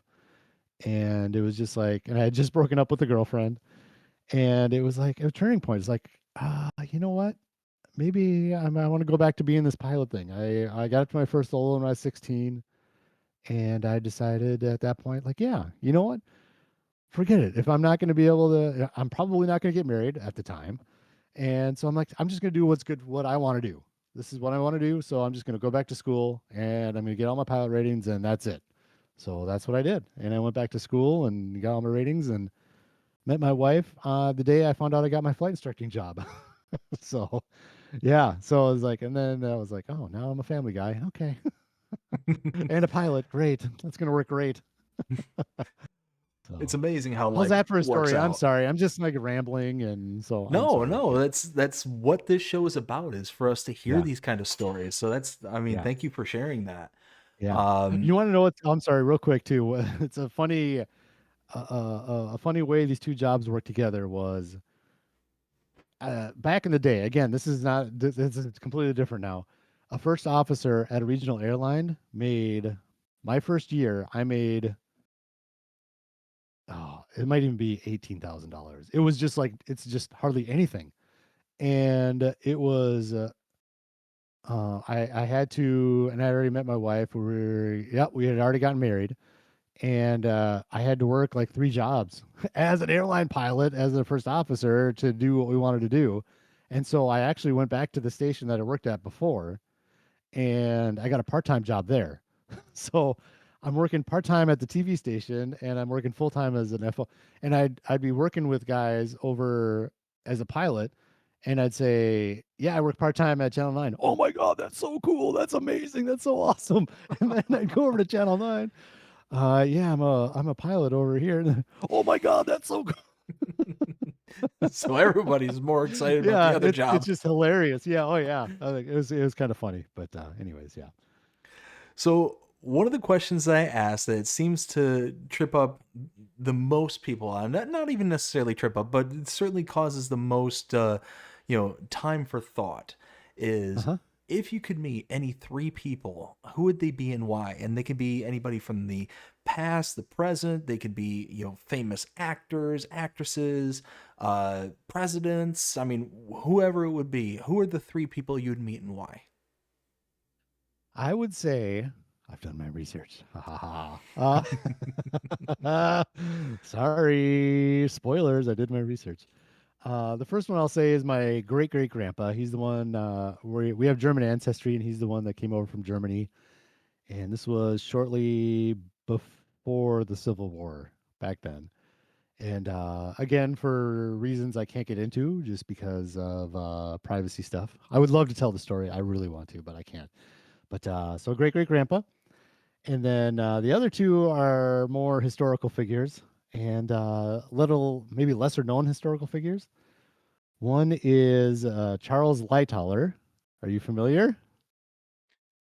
I want to say the name sounds familiar. Have you seen the movie Titanic? I have. He is the second officer from the Titanic. He's the one that had the gun and he pointed a "I'll shoot you all like dogs," and then he turns around and Mm-hmm. puts the bullets in. His life. I read a book. He wrote a book. It was an autobiography, and his life is insanely interesting. Like he didn't just wreck the Titanic. He started out on sailing ships. He was shipwrecked for 7 days on an island, Oh wow. and he went to steamships. Wasn't happy with captains. Decided he wanted to come over to let's see, it's Canada, so it'd be southwestern Canada, and did gold prospecting, and then decided to get back into steamers. Goes over. He sunk the Oceanic. He sunk the Titanic and lived. He went on and was in a boat in World War I. I think he sunk a boat there. Like this dude, and it's not his fault. Like it just happens that he's on these ships. And this happened after the book. Have you seen the movie Dunkirk? I have not. That one I have not. No. So if you've seen the movie Dunkirk, there's the older guy and the younger boy that are kind of main figures in this show. The older guy is based on Charles Lightoller. He was one of the boats that went over to rescue the ship, the soldiers, off of the beaches of Dunkirk in World War II. So like that Wow. dude is like, I don't know how there's not a movie about him already. So that dude I want to meet for sure. Like he's So seen some stuff, man. it sounds like that's the kind of person though that once you have their whole history in totality, it's like, I don't know if I want to be around Yeah, that person. yeah, It sounds like right. trouble kind of follows him. Yeah, yeah. And then another one, it's kind of in the same vein. So number three is Eddie Rickenbacker. He's Okay. a World War One ace, and then he was a race car driver. He Hmm. started Eastern Airlines. He survived two airline wrecks. It's unbelievable what these guys are doing. Like he was I just read the book on him. It was a super short book, unfortunately. I was hoping it was be longer. In fact, I got this book right after Rise and Fall of the Third Reich. Monster book. And then I got the Rickenbacker book and I'm done with it in 2 days. I'm like, oh, okay, whatever. But yeah, he was actually he wasn't piloting, he was just a passenger, but he crashed an airplane in the I think it was in the Pacific, and they were sitting in a raft, one of those deals, in a raft for 21 days until they were found. Wow. Yeah. Wow. Like those, That's, you're just like, what a world, man. Could you imagine? I don't know. So those are my three. I don't know. I think they're interesting. let's see. And last question I have for this segment is we've discussed your job as a pilot, we discussed the television producer.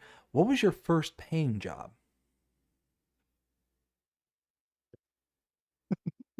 Less exciting. When I was 16, I got a job at Arby's. Like, oh, it's time to make some money. Yeah. Arby's cashier. I always wanted to work in the back, but they always put me up front as a cashier. So, but I always wanted to be the do the cook stuff, but always passenger facing or passenger, not passenger, guest facing. I gotcha. Yeah. Yeah, it's certainly less glamorous than Yeah. pilot, television Oh yeah. director. I mean, it's Yeah. less glamorous, but we all start Yeah. somewhere. I worked a lot of food service when I was younger. Arby's, Panakuchen, Denny's. I worked at as a server for a while. I got a lot of different food service stuff. Yeah. Gotcha, gotcha. It's one of those that I've always attested that when you work in food service, especially like the McDonald's, Arby's, Taco, like all those kind of chain restaurants and stuff like that, it really seems to help prepare you for jobs beyond that. Like it Yep. almost builds like a character amongst you. Yep. You know what I Yep. mean? And you get respect for what they're doing too. Mm-hmm. More respect for the people that work at the fast food restaurants and things. Yep. Exactly. You get an appreciation. I couldn't Mm-hmm. agree with you more. Yeah.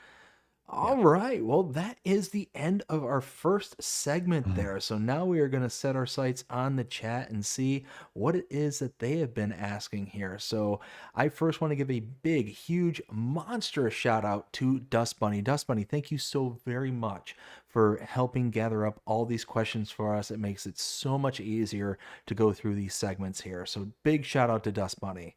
So Thank you, first one Dust I've got Bunny. here, actually I've got several here from Majors Gaming. Oh So, boy, Majors chiming in. All right, first one let's says, go.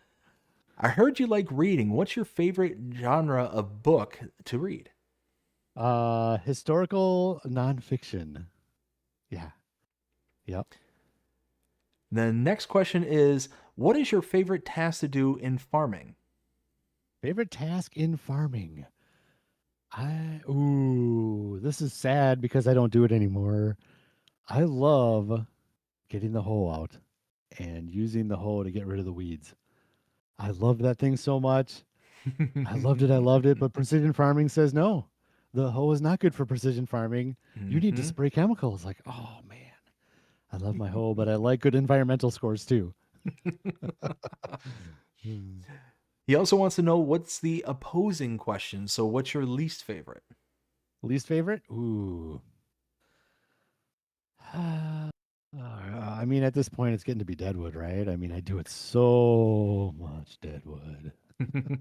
I don't mind it. That's the easy one to say you don't like it, but it's fine. But maybe it's the worst. But the scale of that is so minimal because I like them all. I do all the processes. I like doing them all. So Maybe doing the Deadwood just is at the very bottom, but not like really low on anything. So yeah. Gotcha. And Majors asks, what's the farthest you've traveled for work? Farthest I've traveled for work is, I guess it would be Fort Lauderdale to Seattle, I guess. That's got to be the longest, I suppose. It might be Boston to San Fran is really long too. Boston to San Fran. Um, yeah, that's probably it. Gotcha, gotcha. And then last one I have from Majors is, if you could take the place of anyone in Star Wars universe, who would it be? Oh, That's a good question. ooh, wow. Take the place of anybody in Star Wars. I mean, the easy one is Luke Skywalker, right? The hero. You can't say the easy one though, right? Uh, let's say I got to come up with a good one for this. Let's see. Who's my? I don't really see. The Star Wars. It's funny. I don't really have rankings on anything. Like I like all of it, and let's see. Who would hang out in like? Let's just say Lando. How about that? Hanging out in Cloud City. That'd be pretty cool, right? Nice. That's what That's we'll a go good with. one. It's a good view. How about that? Very good. All right, Majors, thank you so much for your questions. Greatly appreciate it. We got one from Farmer Donkey. He asks, Ah, donkey. what is your favorite member equine family? A donkey, of course. Is that part of the equine family? I don't know. Is that? It's got to be donkey for sure. That was a Or good one, It's got to be Donkey. Thelonious. Thelonious, my horse, maybe. Sorry, Thelonious. I just said donkey. I meant you, Thelonious. You're the best. Farmer Donkey, thank you so much for your question. We got one from Dirty Nelson asked, where did the name Rax come from? Oh, okay. This is a fun story. The short story is it just blurted out of my mouth, but the origination of me blurting it out was when my daughter was younger. You know how when you're growing up, you are mom and dad. So we were just fooling around with my daughter when she was real young, and we go, "Do you know? Do you know what dad's real name is?" And she actually said the right name. She goes, "Yeah, it's blah blah blah." And I go, "Oh no, but you're wrong. That's my middle name. My first name is," and then I just freaking blurted it out.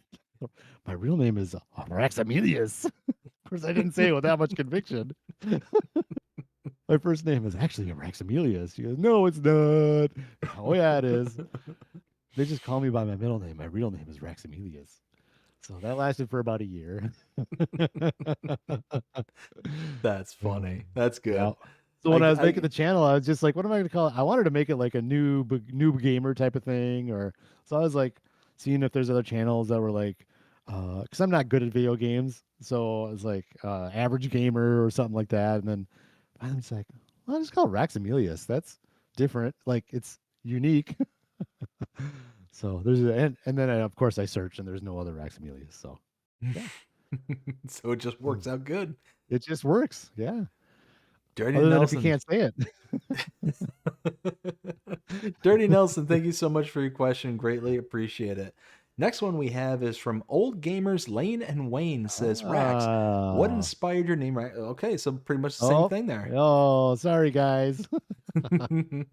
But big shout out to Old Gamers Lane and Wayne. Oh Thank man, you love those guys. guys. Absolutely. Let's Love those see. guys. Majors asks, do you secretly have a map with mods that you get your mods out of your system? Nope. I did the I did the Huton streaming and that series was like, all right, I'm just gonna do whatever I want. We're gonna use whatever mod we want. We're gonna go easy mode economy. And I guess I got that out of my system, but nope. No, I don't have time for that. I just all the time that I want to work on stuff, it's always on the one map. Always Riverbend Springs. Working that one. Majors, thank you again for your Good question. question. We got another one from Majors. Asks, what's your favorite plane to fly? The Airbus was my favorite. Airbus 320. That one. Well, I'm okay. Wait.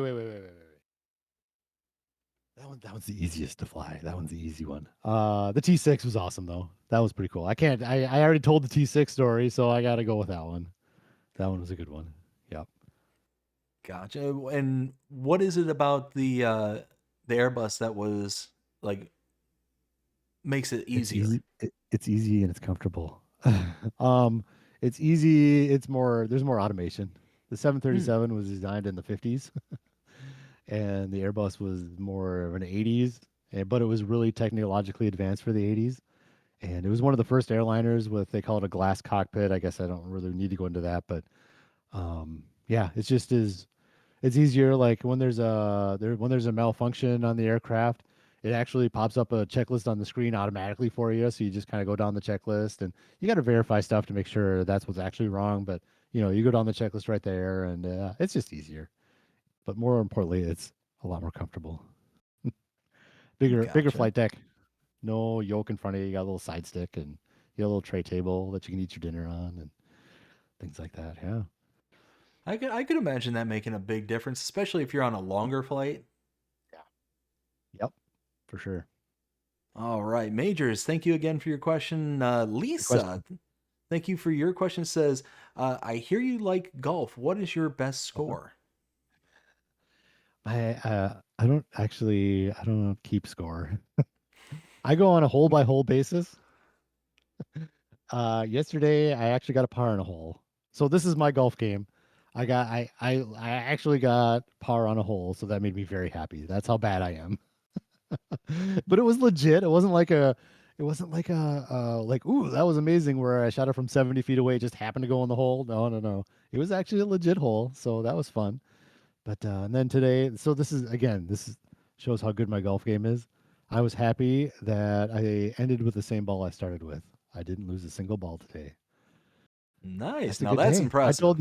I told the other golfers in our party that, and they're like, "What?" I'm like, "Yep, this is the same ball I started with." Like, oh my gosh, that doesn't mean I was golfing better than them, but at least You I just didn't lose a weren't ball. golfing as wild. I think that was the first. Yeah, I think that was the first time I've never lost a ball in a game. It was awesome. Yeah.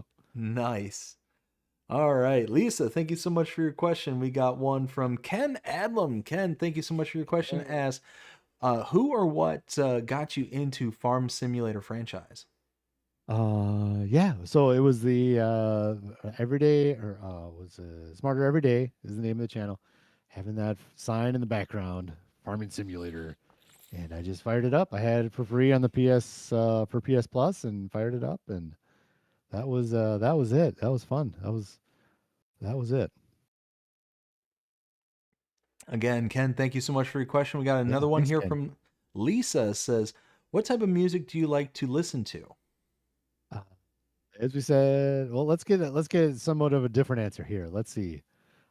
Ooh, some different music that I really enjoy is movie soundtracks. I l- I have found that if there's a movie I really enjoy, the soundtrack is amazing. I found that out like maybe in the early 2000s. I'm like, I like that movie. It's the soundtrack. I love the movie Titanic. Great movie. Soundtrack. Not the Celine Dion song. Jeez. I was fine with it, but the score from the movie is unbelievable. It's so good. And yeah, so how about that? Like even that, I listen to movie soundtracks. I listen to like everything. So you can ask my wife about my.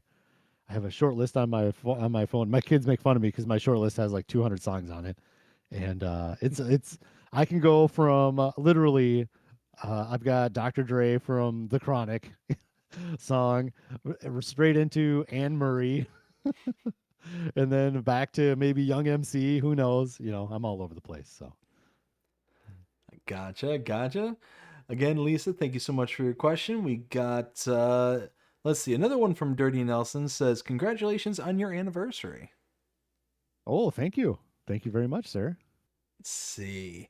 Benji asks, Yes. have you read any Anne McCarthy series, Well of the Souls? Oh, is that? It sounds like it's probably fiction. I would hope it's fiction by that title. Nope. I'm right now. I'm either Star Wars, which I haven't read a Star Wars book in a while, but I'm a nonfiction guy. Love the history. Gotcha. Awesome. Benji, thank you so much for your question. Let's see. Next one we have is from Noah Benji's the dog's Farms. name, by the way. Benji's the dog's name. Yes, yes. Charles. Charles is There the we go. human's name. I've been corrected before. uh, let's see. Noah Farms asks, what made you start YouTube and streaming? Yeah, just watching that YouTuber that was making instructions on how to make Stampy's Lovely World, and just saying, "Hey, I can do that." And oh, by the way, I'll say this too as part of this question. If you want to see my first video, it is still on the channel. You can get a good laugh. If you want some laughing to be done, you can go watch that. If it's anything like my first video, yeah, it's probably pretty hysterical. Oh yeah, oh yeah. There's hardly any editing. I think maybe I made 1 or 2 edits in it. It was just like, I don't know how to do this, so I'm just gonna start talking, and, and they're like, oh, maybe I should stop talking now and make an edit just for fun. Unfortunately, my first video is, certainly nowhere near as charismatic as I am now, and the quality of recording on a potato. Yeah, yeah. Hmm. So, needless to say, Yeah. the channel has come a long ways since those Hmm. days. Hmm. You just learn as you go. That's it. That's it And exactly. you get more Noah, comfortable as you go too. Yep. 100%. Noah, thank you so much for your question. We got one from FS Farmer says, Rax, would you love to hear your voice on Helium? Would love to hear your voice on Helium. Oh, yeah. Oh, that's too bad. I don't see any helium balloons around. Oh, sorry, man. FS Farmer, thank you so much for your question. We got another one from Yeah. FS Farmer says, getting stutter on your stream. Oh no, this Uh-oh. darn internet. All right, right now it's looking green, so hopefully it's not too bad, but I do apologize. We got one from Swim Shady. I Swim love Shady. love that Great name. name.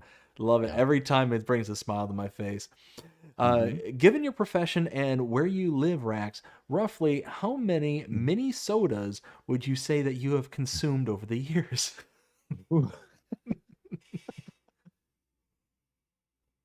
5.5. A random number. 5.5. Yeah. I'm trying to think. Like, I don't know that I've had any. Like, they're actually little mini cans, right? Like, I know he's joking around, but I'm trying to make something funny, but I can't. Maybe we should just move on. Well, actually, that kind of reminds me of another question. So, Hmm. as one as an employee of the airlines, but also as the pilot, are Hmm. you are you served anything like during the flight kind of thing? Like I'm sure like post 9/11, the cabin being all locked down and stuff, like Hmm. are you able to receive anything from like the staff if you're thirsty or anything like that? Yeah, we have crew meals and we can do breaks and stuff like that. Yep. Okay, so you're Yep. able to like leave the cockpit like halfway through the flight or something like that? Yeah. I'm not going to say any more. Hmm? Sensitive security information, sir. I could tell you, Oh, but then I'd have to kill you. I gotcha, I gotcha. Yeah. No, No, we because can whenever we want. We can get a break. Yep, for sure. oh, gotcha. Yeah. Cool. You try to be cognizant of where the flight attendants are and what they're doing. So, like, if they're in the middle of service, maybe you try not to call back then. But yeah. Yep. I gotcha. All right. So, Swim Shady, thank you so much for your question. We got one from Mama Bear Farming says, what kind of movies do you like? Hello, Mama Bear. I like movies from the mid '90s to the mid 2000s. Is the movies I like. But more specifically, like I've said, war movies. I try to put myself in those situations, and I just love them to death just for that. Like, man, like when we were soldiers, that movie. Mm-hmm. Oh man! In fact, I watched that with my son, and he liked that one better than Saving Private Ryan and Band of Brothers and all that. He loved when we were soldiers. Mm-hmm. It's such a good movie. And again, the music is unbelievable. Like, you go back and you listen to this music, and you're like, wow, that is so good. Yep. So that one. But Now, We Were yeah, Soldiers, that was the one with Mel Gibson, right? that's right. Yep. Yep. Yeah, because Sam Elliott. Sam Elliott. There Hmm. was there was a kind of a good chunk of time where they were making all sorts of war movies. I mean, there was one with Nicolas Cage called Wind Talkers. That was a pretty good one. There was like a whole bunch like right in that general time frame where they just like, oh, this I think it was basically uh Saving Private Ryan. They saw the success with that, and they're like, oh well, we gotta ride this Do wave that. for a while. 100%. Yep. And there were some good ones and maybe not. I don't know. I think I saw Wind Talkers. I wasn't a huge fan of that one, but No, it was, I mean, okay, but I mean, yeah. yeah, it wasn't something to write home about. Yep. Yep. Yep. But let's see. Mama Bear Farming, thank you so much for your question. We got one Thanks, from Mama Bear. Kermit the Smog. Ask Ah, Kermit the Smog. ask Van Yes. Allen or Van Hagar. Oh, I figured this was going to come up. And I'm going to say Eddie Van Halen. I like all I truly do. I like all of it. I am an Eddie Van Halen fan, and that's that, man. I like them both. It's not a popular answer, but I listen to it all. I have all the albums. I back when we had CDs, I had um bootlegs. I'd like go to a used CD shop and they'd have bootlegs of different live shows and things like that. So I got a lot of Van Halen in my repertoire. Nice, very nice. Hmm. Let's see. We got again Kermit the Smog. Thank you so much for your question. We got one from, I believe it's pronounced Dew, Deux. We've got Rax. Would you want to use mods to make the game more challenging in the future playthroughs? Okay, so the answer to that would be yes. There's definitely mods that I would be intrigued with, like the real animals mod or realistic animals mod and that career mod that Dirty Nelson was playing around with. So there are mods that I would be very interested in. I'm just keeping this vanilla just to keep it cut and dry. Like we're just not using any of it because then there's not going to be arguments about, well, use this one but not that one, you know. So that's kind of my thought on mods. I'm not anti-mod. I just find it easier to just say no mods and have fun with vanilla. I gotcha, I gotcha. One thing I will say is that Realistic Animals mod, that is a really nice mod. It's I one of my know. favorites. Yeah, Um, I would love to play with that. yeah, I mean, if you were to I could even make the argument that that could still be involved in your vanilla series simply Mhm. because it's not necessarily adding a mod to make necessarily Right, making things to make easier, but it is making it right. harder. It But at is the making it same harder. time, Yep. it's making it more realistic as well. Right. Yep. Yep. I agree. That is one that I would love to use at some point. We'll see. We'll see what we can do. Let's see. We got let's see. Dude, thank you so much for your question. Greatly appreciate it. We got whoa, hey. I just swiped on my phone on accident. We got one from Ken Adlam says, "What's your favorite map and the reason why?" So this is a tough one for me because since I haven't the only modded map I've ever played with was when I was just joining Farmer J and Dirty Nelson's streams as multiplayer. And so I don't really count those because I was kind of just tooling around, not doing much. But so really, the only ones I've played, if you can believe this, in all of my farming simulator career would be Riverbend Springs, Zealanka, a little bit of Elm Creek, and is that it? Oh, a little bit, the very little bit of Silver Run.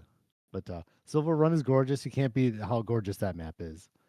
I like Riverbend Springs because it's kind of a little bit of the Silver Run. It's a little bit of everything. I'd say the one I'm playing. I I would say that I like Riverbend. So yeah. All right, Ken, thank you so much for your question. We got another one from Majors. Asks, "What is in the glass?" This is actually this is the first time I've ever had it. It was Kirkland bourbon. Yep. Nice, So a little nice. Costco bourbon. I we usually don't get liquor from Kirkland. We usually go to Total Wine, but yeah. So there you go. Excellent, excellent. We got next one here from Rusty Money Gaming. Says, hello everyone, Rax. My brother-in-law Dustin just became a commercial pilot a couple of years ago. Good for him. Yeah. Very nice. Thank you Oh, so okay. much. There's I, a question I, involved. Awesome. That's cool. Good. yeah, I thought it was a question too because there was a couple of question marks, but nope, Oh, it was a statement. nice. Awesome, Rusty. That's awesome. He's gonna have a good time. Very cool. Thank you so much, Rusty. We got Majors Gaming asks, of all planes of the world and of time, which one Ooh. is your top one that you would love to fly? Oh, that's a lot of airplanes. It would have to be probably ooh, it would have to be a modern fighter jet, like an F-22 or something. That'd be pretty insane, right? Oh my Performance of something goodness. like that. That's got to be it. F-22, F-35. Whew. Yeah, that's got Oh, to be it.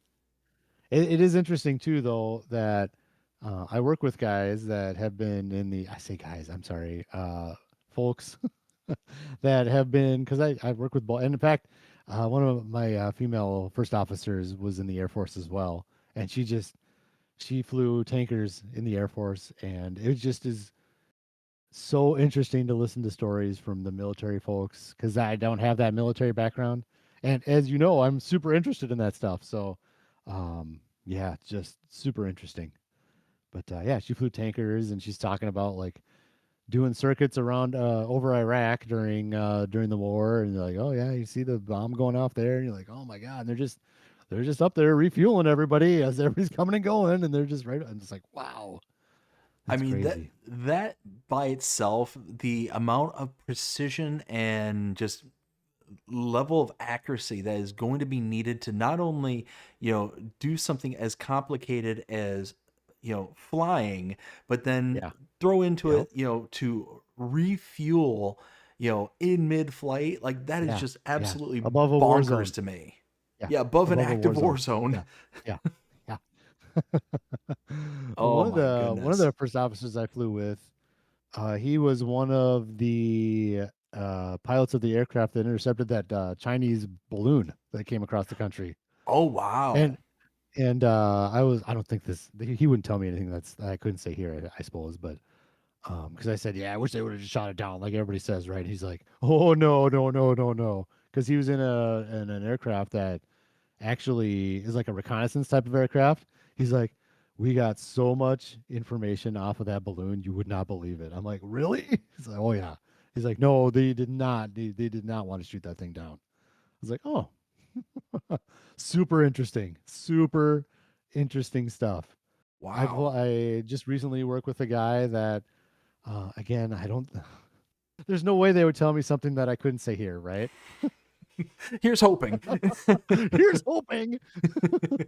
If But you like get a he knock on the flew, door tomorrow, maybe don't answer it. yeah, yeah, yeah. He flew an aircraft that the purpose of this aircraft is to talk to the nuclear submarines way out over the ocean. So this monster, I'll leave out some details just in case. There's no way that he would have told me something they shouldn't, but um monster, huge. We're talking big antenna. They take off, unreel this antenna, and it's super low frequency, and they're talking to the like Crimson Tide style, right? Mm-hmm. Talking to the nuclear submarines about nuclear codes and stuff like that. Just like, dude, that's Wow. insane. And then I flew in with like who else? What's the name of it? Osprey pilot. Like the ones where Oh, yeah, the yeah. the props go up and down like Mm-hmm. this. You're just like Mm-hmm. you just sit there and you prick their brains. It's so fun, dude. I just love that. It's so fun. Oh man, Yeah. and I can only imagine because like you have like if I were to run into like an Air Force pilot or somebody like that, Navy pilot, and they were to tell me a story, and then they would tell you that same exact story, you would have that deeper level of appreciation because you would be able to at least be able to like put yourself in their shoes to where somebody like Right. myself couldn't do anything Right. like that. Right. Yeah. Yeah. And another fun one too was it was this I was the first officer at the time, and the captain had flown. He wasn't actually a pilot on this. He was in Poseidon, up in the Northwest United States, And he was saying, he's like, oh, those Russian submarines, they go right up into the Puget Sound, and like we can't do anything about it, but we know they're there, and we just sit there and we try to make life difficult for them so they can't do their mission. They just fool around with them, mess with them, and it's like, wow. I don't think they get up as far as Seattle, but it's like, whoa, Yeah, but still, I that mean, is could, nuts. well, and I would imagine like uh, being up in the air like that, you're going to be able to look straight down, and you would see a Yeah, sub, and you would know yeah, exactly what that was, right, kind yeah, of thing. So it's yeah, one of those like, oh hey, that's a thing. yep, yep. That is terrifying to think about, Super though. interesting. Yeah, yeah. They got right up in there, I guess. Wow. Now, when was he? I don't know. Yeah, he was. He may have even been during the Cold War. He may just judging, trying to judge by his age. He may have been the Cold War era. But yeah, Wow. crazy, crazy. Yep. Let's see. We got one from Major says, loving the show, learning so much that is surprising me about Rax in a great way. Well, Perfect. so Love it. glad Thanks, that you're Major. enjoying the show there, Majors. Thank you so Yeah, much. absolutely. Yep. Let's see. We got one from DTAP Gaming says, is there any specific reason you don't do modded maps? Um, because I'm trying to do something different. Like everybody does the modded maps. And so everything that I do, I try to do something that's different than what everybody else is doing, just so there's an option to view. And I guess whenever I was watching farming simulator videos, I get maybe a little frustrated with a particular mod that they're using. I'm like, so I'll start a series, and then they'll like continue going, and I'm like, oh, I wonder how they're going to get themselves out of this situation. Like they're doing all this stuff. Like as an example would be like, okay, they need to cut down all these trees to make money or whatever. Oh, how are they gonna? Ooh, is he actually gonna get a telehandler to put those trees in? No. Um, what's he gonna? Oh, and then all of a sudden, well, I'm gonna use super strength. I'm like, oh, okay. And it's just like for me, I just wanted something that doesn't do that, and I'm sticking with my rules no matter what. I'm a rules guy. You can ask my wife. I'm a rules guy. Perfect job for that. And I'm not going to break my rules. And that's that. And we're just going to move forward with what we're doing. Now, that's more just mods in general, but modded maps would obviously go into that. But like Saxonham looks beautiful too, doesn't it? Like Mm-hmm. some of the maps are tempting, but the added benefit to not doing modded maps and mods is that I don't have to worry as much when there's updates from Giants. Like I can just rest easy and know that there's not going to be these conflicts and I have to turn this off and this on or whatever. I don't have to do any of that. It's just maybe it won't work, but most of the time it's going to work if it's not a mod. So Gotcha, gotcha. DTAP, thank you so much for your question. We got one from Lisa says, what is your favorite building on your farm? building. I really, this is like a collection of building. I really like how that greenhouse area is looking now. I love how those are all packed in tight back there. And I got this little loop for my water tanker to go around and around and fill that all up. I do like that. I like Cluckingham Palace is so good. The chickens, that little area is just again. I like the tight claustrophobic farm Did where you say it's a maze. Cluckingham Palace? Oh yeah, who? Craig Carter came up with that name, Cluckingham Palace. Beautiful. He said that. I'm like, oh, that is the name, 100%. I didn't come up with that one. That's Cluckingham Palace. amazing. It is amazing.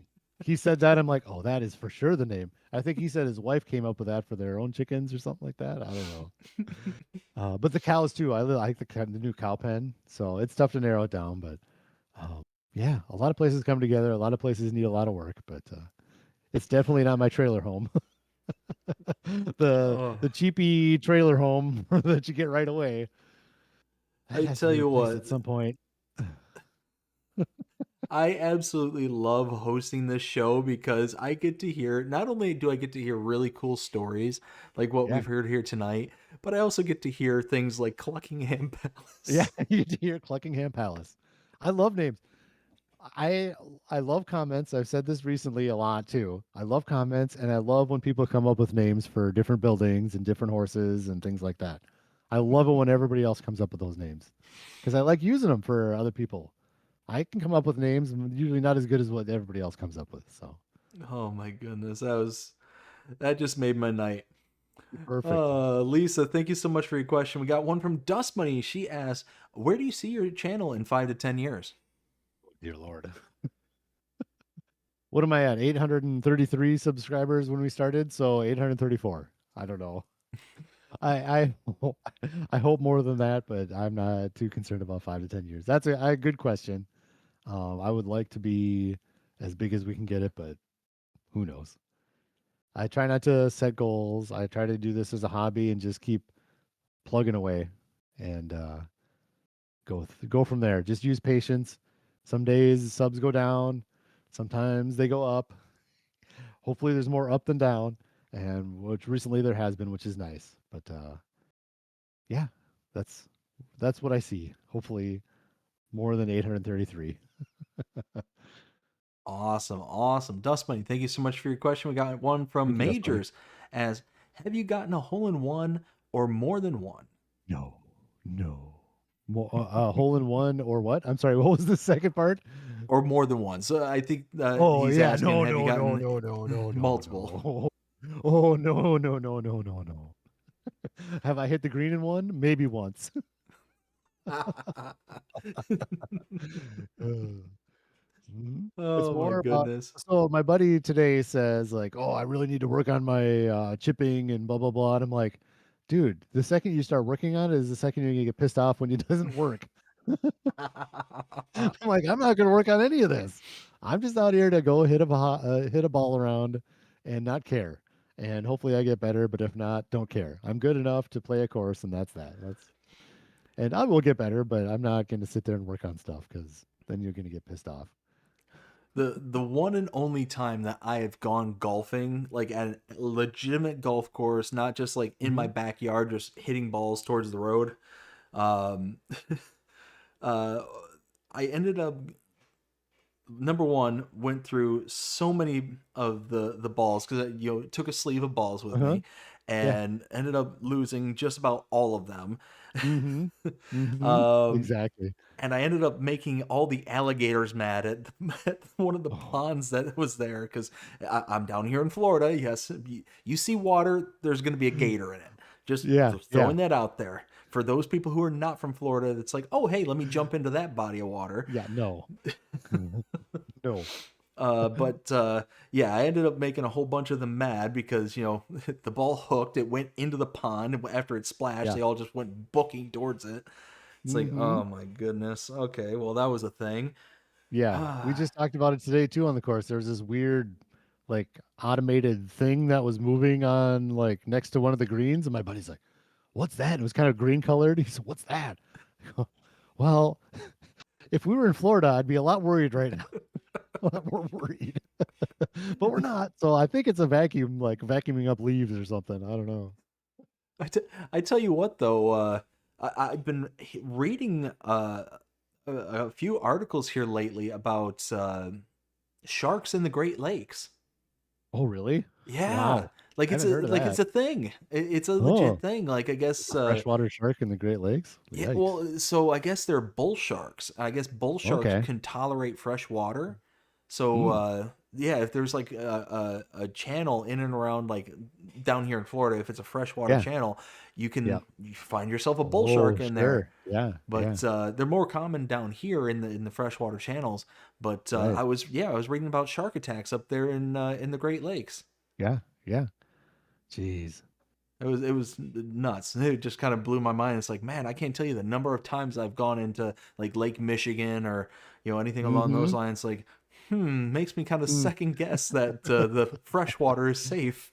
Yeah. Yeah. Exactly. Oh goodness, Majors, Sharknado got it over.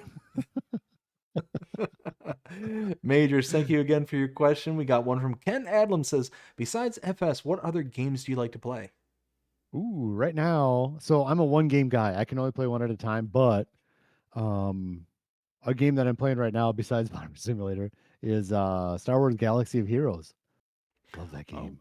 It's more of a it's not one you sit down with and play for hours on end. It's one of those. It's a mobile game, so you like log in the morning, do your stuff quick in 20 minutes, and that's that for the day, pretty much.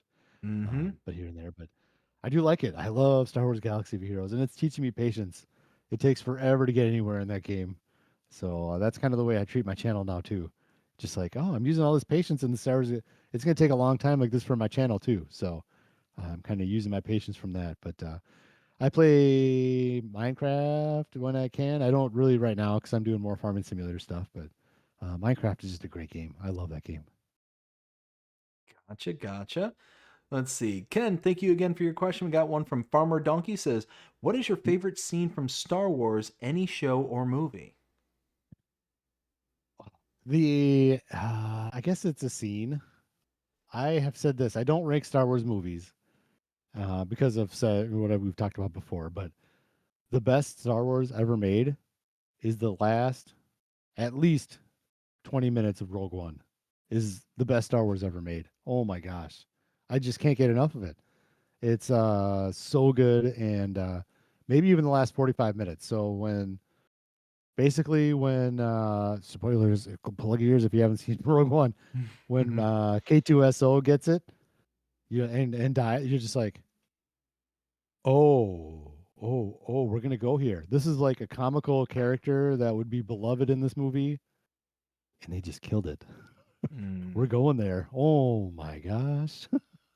Okay, so from there on out for sure, but the Battle of Scarif, oh my god, it is just the best. I like it better than the originals and all of it. The end of Rogue One is just insane, and it's not just the Vader scene; it's all of it. The music, again, the music, so good. Excellent, excellent. Farmer Donkey, thank you again.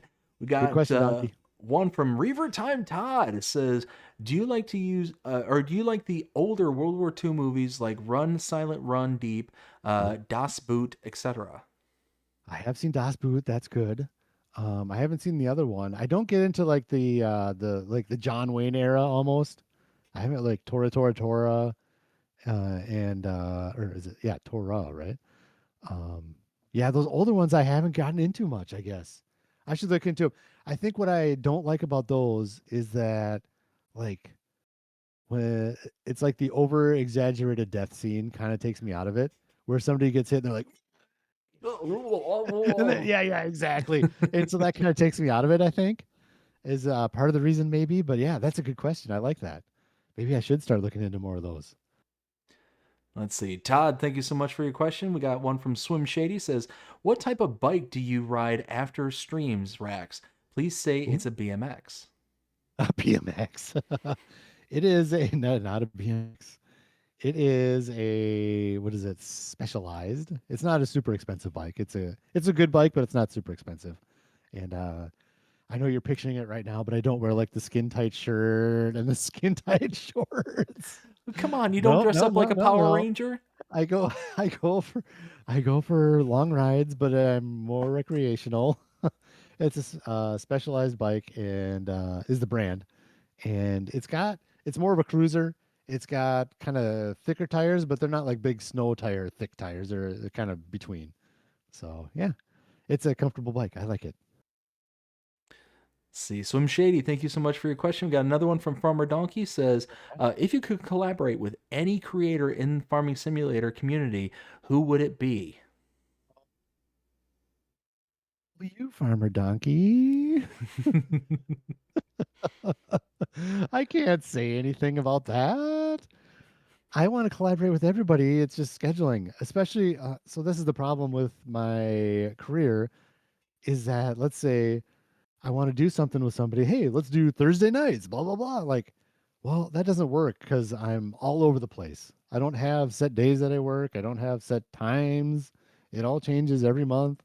And I wish I could, but I can't. Unfortunately, I can't. It's really hard to collaborate. Ask Majors because we talked about a long time ago saying, hey, we should do something together. And it just doesn't work. And I was able to hop on some, just timed out to hop on some Farmer J and Dirty Nelson stuff. But yeah, unfortunately, it doesn't work for me scheduling wise usually. So, like on a normal basis. Farmer Donkey, thank you so much for your question. We got one from Ken Adams says, would you ever play the new Highland map being released in November? I would I definitely am not opposed to it. Again, this map I'm on, this vanilla challenge series, I have long-term visions for it, and I just love trying to stay on this map and make it as beautiful as I can, the yard. And so I don't have any plans to do that in my Highlands map, and I'm sure it's going to be gorgeous, and I'm sure I want to, but I'm hoping they open up that little aquaculture factory island area, and I can buy that up on. I've said it in my streams. I'm trying to save up money so we can just buy that up right first day. I bid. We'll see if it works. I bid to try to get that day off of work too. We'll see. It's November, so we got Thanksgiving and stuff too, but we'll see. Excellent, excellent. Ken, thank you so much for your question. We got one from Grantham Farms as if past Rax could pick a different career, what would it be? I have always said this, so this is what I'll go with. And I already kind of discussed it, but the perfect job for me, not perfect job, that's not the right word. The job I really, really, really wanted to be was a movie director. And I don't know actually how good I would be at it. I read books on, different technical aspects of movie making and things like that, but that was like when I got into television production, that was like maybe I want to be a movie director, and it just didn't pan out. And part of it is good because it's not. I look at it this way: doing anything as a movie production person is not steady income. It is more like you get paid for a particular movie. Now you have to budget for however long until you get another job, stuff like that. So I think I know I ended up fine. I ended up in a good job for my skill set, so I'm happy with that. But I wanted to be a movie director. That was always like, man, this is like the number one job of a movie director. I'm at number two right now, but yeah. So there you go. Excellent. Grantham, thank you so much for your question. We got one from Brady Rimmer Productions says, what is your favorite map on FS25? Springs. What else is there on FS? See, this is so sad. I don't even know. Hutan Pantai. That was a good map. I was hoping for maybe a little. If you go downtown, there's more Asian flavor, but I don't know how you would do it outside of downtown. But yeah, Riverbend Springs. I think I chose why you have chosen wisely. Good reference. Good He reference. I he love has it. chosen poorly. God, that was the uh, best. good movies. Good movies. Mm-hmm. Let's see. Brady, thank you so much for your question. We got one from Lisa says, what's your second favorite building? Wink.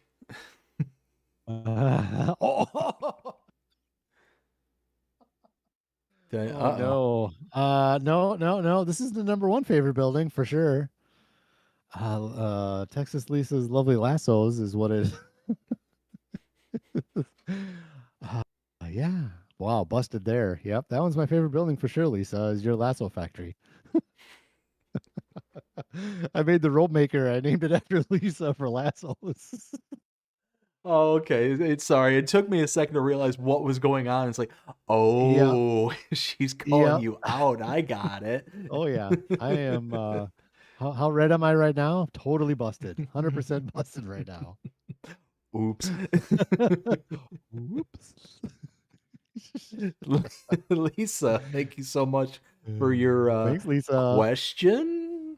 Well done, Lisa. Well done. Let's see.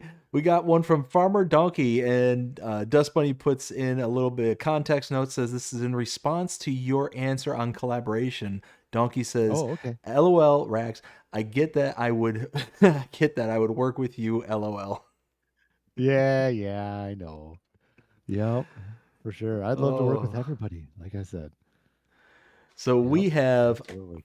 finally gotten through all of I the love it. You guys questions. are awesome. Thank you so Wow. much. I love your I'm questions. gonna throw this one right out there, right out there. Yeah. That is the most questions that I have ever received from Oh, the perfect. live stream. So you Awesome. all rock. Keep it up. Yeah, you do. Thank you. let's Yeah, move on to. absolutely. I love answering those. Yeah. We haven't even gotten Hmm. into the second segment yet. I That's how know. many That's fine. questions that we. Yep. I'm here all night. Oh my goodness. So Uh, let's go ahead and get into the second segment. Finally, we are now yes, almost we're two and a half here. hours into the stream, and we are only into the Oh my second gosh. segment called Meat and Potatoes, emphasis on potatoes. This is where we get to know Hmm. you for Hmm. more of your content rather than who you are personally. So, first things first is, do you only produce farming simulator content or do you have other types of content as well? Right now, just farming. Like I said, I'm a one game at a time guy. Right now, it's only Farming Simulator. I started with Minecraft. I quickly, very briefly dabbled into doing some World of Warcraft stuff. I love that game so much. And I was like, "Ooh, maybe I can do something with World of Warcraft." So I tried doing that with the Minecraft stuff for a little while. Those videos just flopped like mad. So I stopped with that. And I'm okay with that. But yeah, right now it's only Farming Simulator. And when did you start your channel? It's a 4 year. Did I just have an anniversary? I think I did. 4 years. Is that what it said? Has it been 4 years already? I'm not sure. Something like that. Yep. That's probably right. Okay. 4 years. Yep. Nice, nice. So you've It's been all around still for, up. I haven't yeah, you've I been up haven't for a deleted while. anything. Even those World of Warcraft videos are out there. If you want to go scoping around. I made a little orc. One of those Mm. that you'll get those long-term growths from those videos. Mm-hmm. One of those that Yeah. like people just kind of dredge them up over the years. Oh yeah. Yeah. Somebody just commented they started looking at my FS22 stuff. I'm like, oh, that's awesome. Cool. Mm-hmm. Thanks for doing that. I appreciate that. Yeah.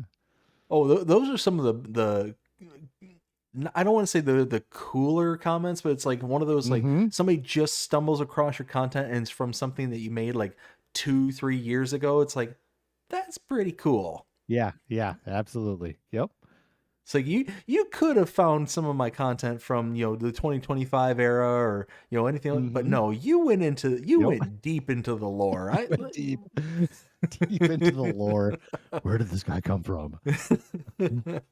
I've done that with like Minecraft YouTubers where I like a lot of, like B00. I'm like, oh, where did he start? And I go back and I watch some of the first ones. You're like, whoa, that's incredible where they came from, you know? Mm-hmm. Absolutely. Hmm. So, what's one thing that you never expected when you started your channel that happened? So, some of the examples that I give are like sense of community, any unexpected backlash, things like that. What was something that you never expected that did happen? Uh, well, I'm gonna say this because it didn't happen. When I started the channel, I thought for sure I'd be fending off negative comments all over the place. And I think in my entire, I guess we'd established 4 years, I can think of one comment that was negative. Like, and I'm not saying everybody's positive. There's like the fun comments, and then there's comments that are constructive criticisms. I love those. I wish I honestly, I wish I got more of those. But yeah, there's one. I think maybe one for sure, less than a handful of comments that were negative. I thought for sure I'd be fending those people off like mad because I'm on Facebook. I know how people are on there, and I guess I had a pessimistic view of how things would go with the channel. But yeah, everybody's been so positive, and that's the best part.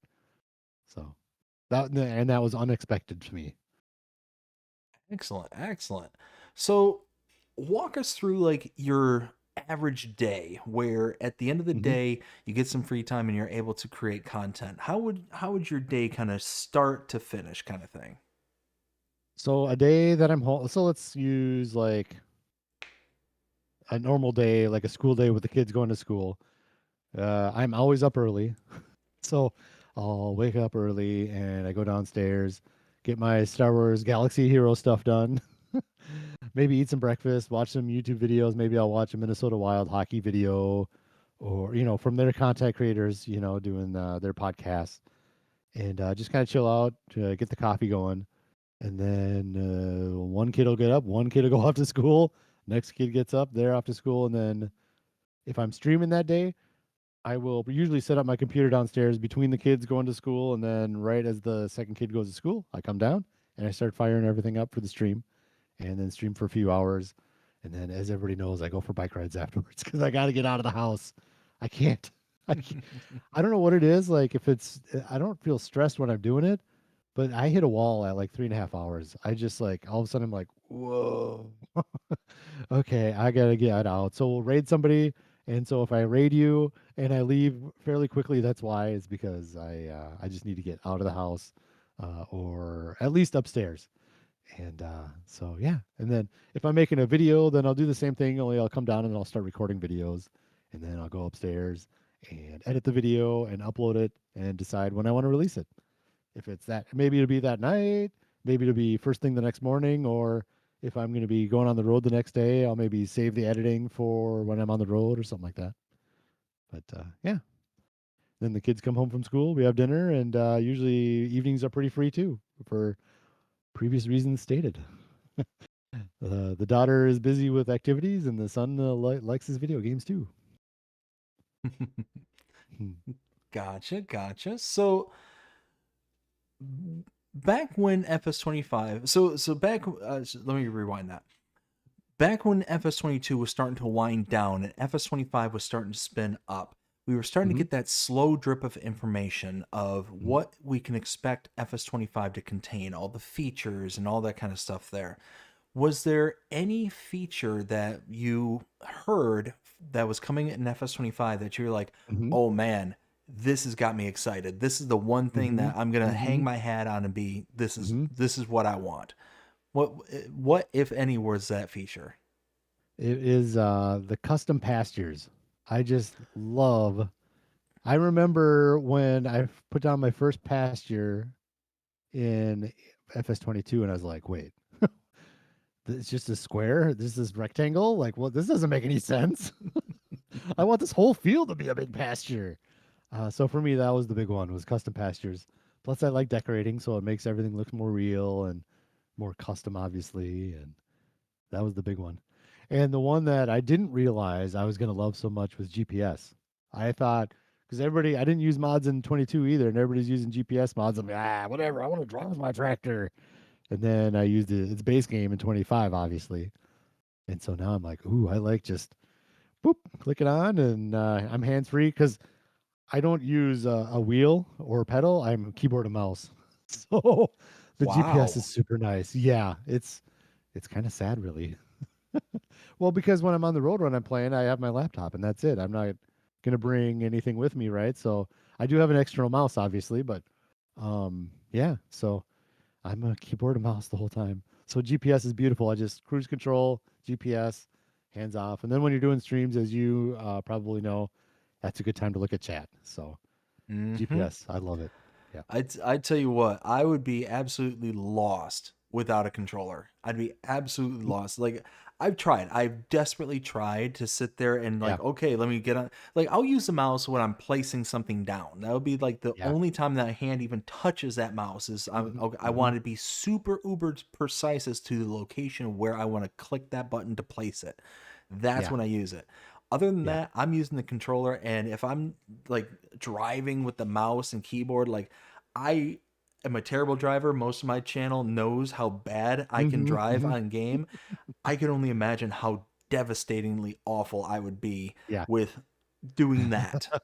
Oh my I've goodness. gotten used to it. I'm worried about my fingers. Like I truly am worried that I'm gonna do it's taking a toll on my fingers. Like I'm gonna get carpal tunnel or something's gonna happen. But so maybe I should. It would be easy to throw a controller in my bag. I should maybe look into doing a controller with my computer. I haven't really thought much about that, but I tell you what, I'm on a Mac, and they link directly with the mm, PS5 controller, okay, yeah, and yep, I absolutely love it. yeah, yeah, But I know that Windows will link with like an Xbox controller. mm-hmm, I think they mm-hmm, even do a PS5 controller as well. I could be wrong about yeah. that one, but um, I haven't tried.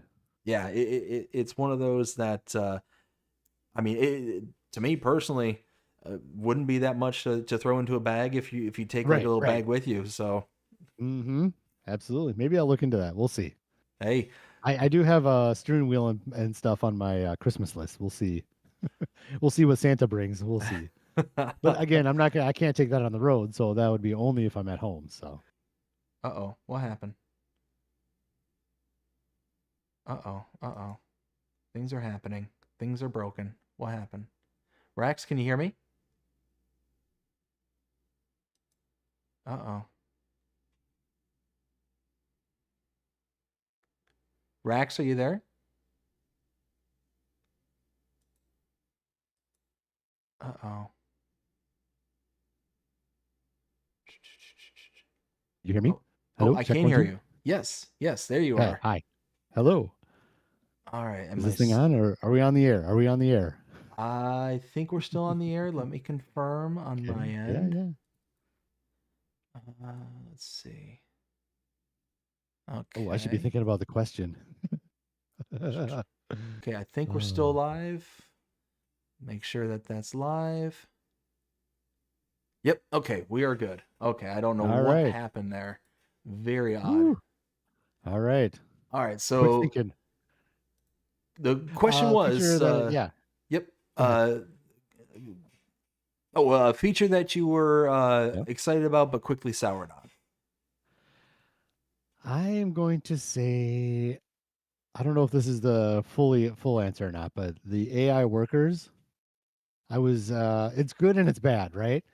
Like one thing I don't like about the AI worker situation now is that it's hard.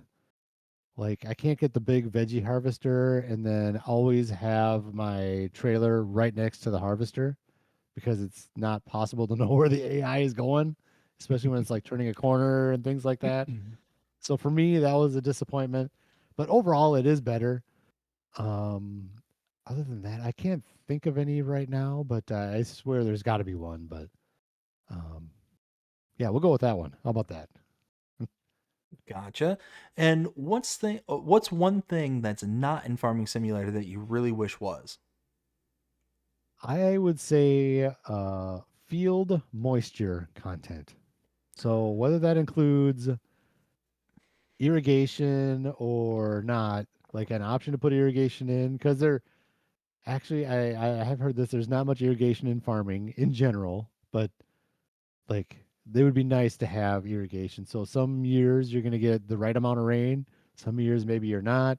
I can understand how that could get frustrating. So maybe it's not the best idea, but that's kind of I've always talked about moist and then more crops. Like I always say flowers. It'd be awesome to have like flower farms or sod farms and stuff like that. And those all come at in time. They got to save some stuff for new games, you know. So you said that you started playing Farming Simulator back in FS22, correct? Yep, it was the last year of 22.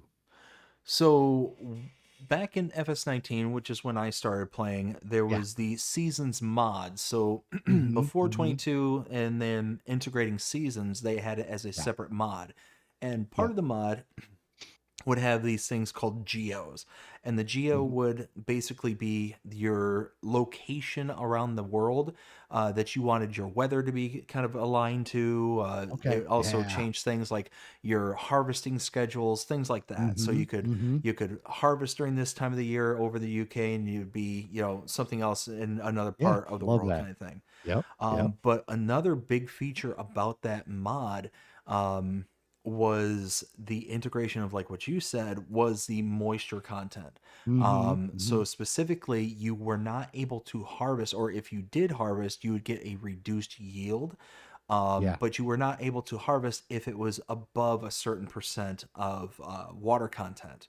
So you would Mhm. sit there with this little device and you'd just point it at the crops and be like, oh, it's at 19%. It's Sure. too high. Yeah. So we got to Yeah. wait and let Yep. it dry You got to out. wait for harvest. Yeah. Just So like that, Clarkson's Farm. mm-hmm, mm-hmm. Oh, God, that show's great. But Clarkson's Farm. oh, such a good show. Such a Yeah. good show. Yeah. Yeah. One of those that I'm sure it's sensationalized for the television, but I don't care. Yeah. No, right. Yep, exactly.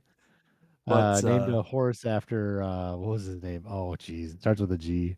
What's the dude's name? oh, Oh, the guy that's you can't understand a thing he's saying. yes. Starts with a G. Oh, Oh my gosh, I can't believe I can't remember the dude's name. What the heck? Oh, maybe oh, it doesn't that's gonna start with a drive me G. We're on the nuts. wrong. But yeah, yeah. Oh, I thought of another that I was disappointed with is hail. Hail's disappointing. The Mm-hmm. tornadoes, I was worried there were going to be too many tornadoes. That worry's gone. I think the tornadoes are a good quantity. I'm okay with the tornadoes. But the hail is just kind of annoying, and like it wouldn't even be as annoying if you didn't have to plow the field up to get rid of the effect of it. Like it Yep. makes no sense to me. And same thing with the tram lines. Why do I got to plow a field to get the tram lines gone? Like, why can't I just cultivate just to stir up the ground a little bit? But yeah, so that's probably worse than worse than the AI is the hail. Yep. I And couldn't agree with you the more. quantity of the hailstorms too is way too much. Like there's not that many hailstorms, going. You don't get hail every year. There's not hailstorms that ruin your crop, Mm-hmm. But Let's see. So, what style of farming do you prefer? Do you prefer doing like arables, forestry, grass care? I like it all. I want to do everything, and I like all the processes. So I have all the stones on. I have all the weeds on. Everything is on. I like all the processes, and I like to do everything in the game. That's my goal, is to get everything done. I can't wait to get to like poplar, and I can't wait to get to like the sugar cane. I want to do it all. So, I gotcha. And we talked earlier about that realistic animal mod. hmm Something that could, in theory, be added in. Another hmm mod that just kind of came across my brain here that could, in theory, be added in to, even though again you're minimalistic on the mods, hmm would be like the additional contracts mod that came out oh, for yep, PC and yep, Mac yep, players, because it just gives you hmm different contract types to be able to work on, yep, kind of thing. yep, Um, absolutely. and actually, they just updated it here.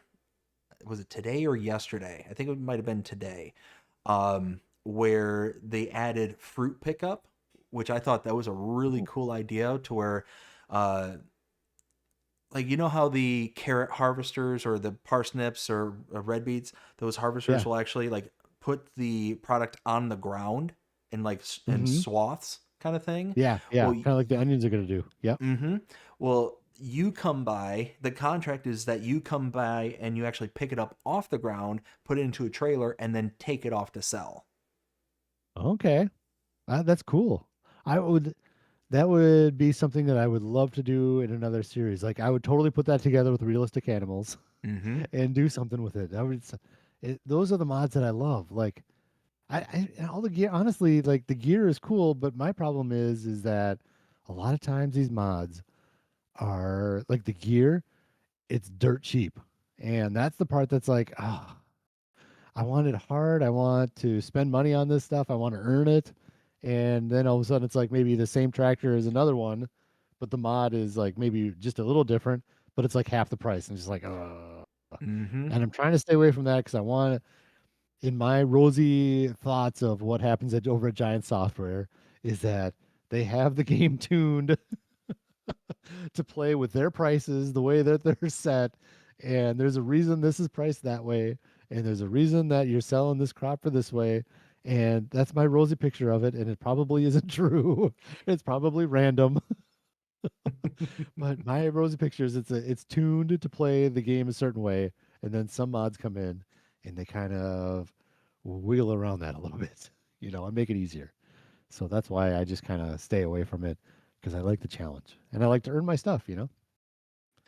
That makes sense. It's one of those where you're able to look at your builds with pride, because it's like, hey, I'm not taking the cheap way out. I'm going Right. through all the effort Yep. to be able Yep. to put into making what Yep. it is that I make, kind of thing. And So even that's further, and even further along that lines, I don't try. I do. I don't use any decoration mods either because I can look at this area and say I used the base game decorations and it still looks good for what I think looks good. So like, ooh, I challenge myself to use the tools that I have in the base game and it still looks good. well, and one thing that's kind of like running in the back of my mind is that, you know, it's awesome that you make the kind of content that you make, because the average viewer, not, and maybe even not even the average, but somebody who's like brand new into the world of farming simulators, like, oh, this looks cool.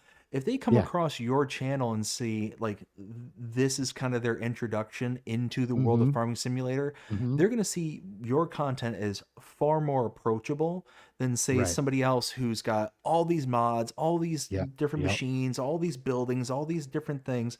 They're going to be That's like, right. whoa, that to me is very overwhelming and is Right. going to be Right. something that's not approachable. To where if they look at Mm-hmm. your content, they're going to be like, That's fair. Yeah. okay, that's something that I can actually do, and Right. kind of Yep. get behind it. They're not going to be Yep. overwhelmed by all this Yep. different stuff.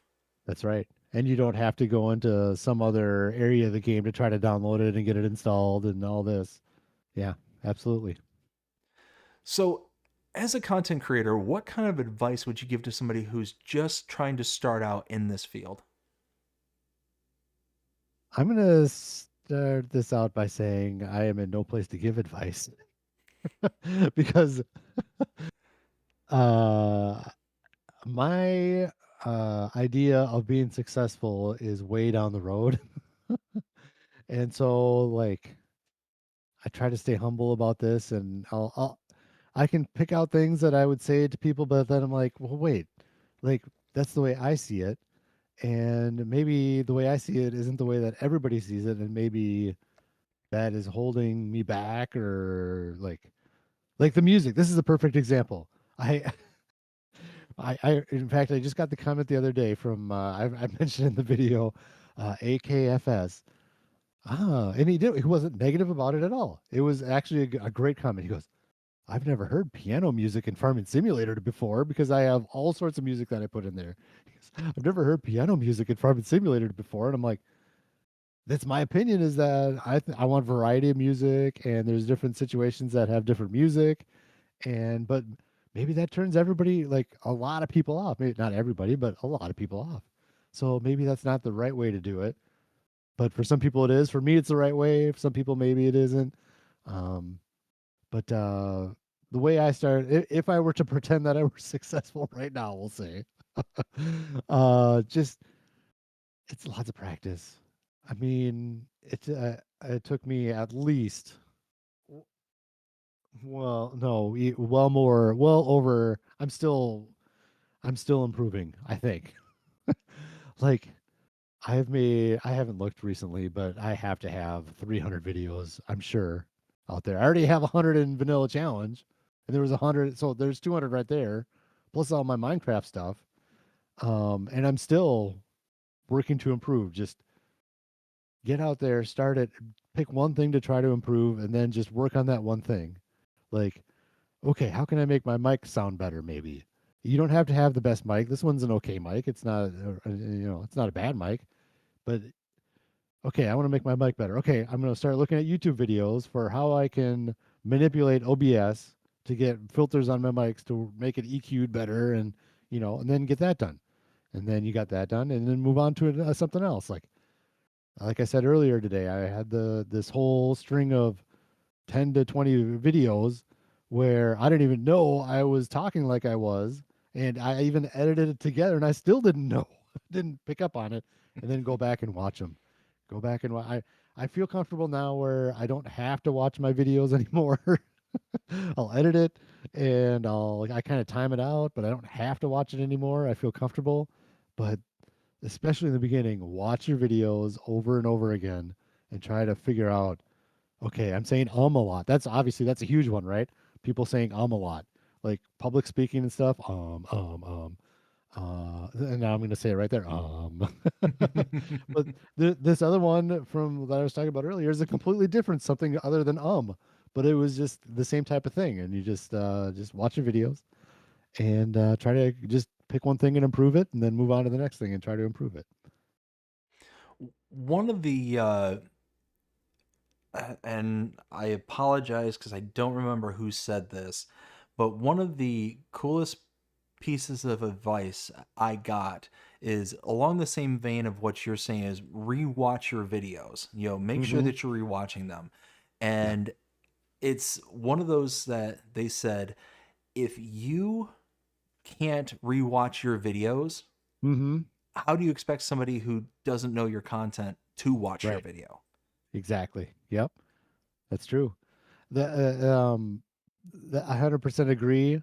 Uh, so what I do is I will obviously record my video, and then I edit it. And when I edit it, I'm watching everything in the video. I don't like put an edit here and then skip to a part where okay, I didn't stop talking here, so I'll just skip over there, put an edit in there. I actually watch the whole clip, and then I'll make the edit, and then I go back and I'll watch the whole transition between the edit just to make sure it all made sense and I did it right, and then do that with the next clip.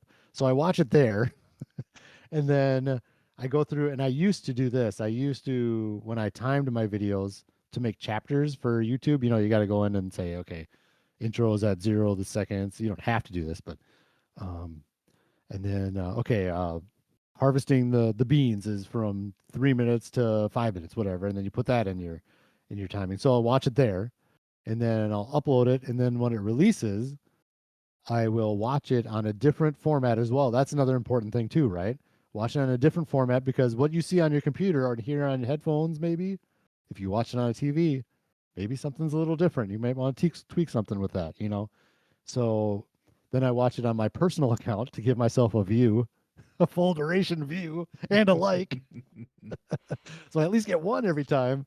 I'll watch it on the TV, and or if I'm on the road, I'll watch it on iPad or whatever. But yeah, so I generally I've recorded it and I've watched it while I'm editing, watched it while I'm timing it, and then I watch it on TV. So really, I watch them almost 4 times, depending on how things are going.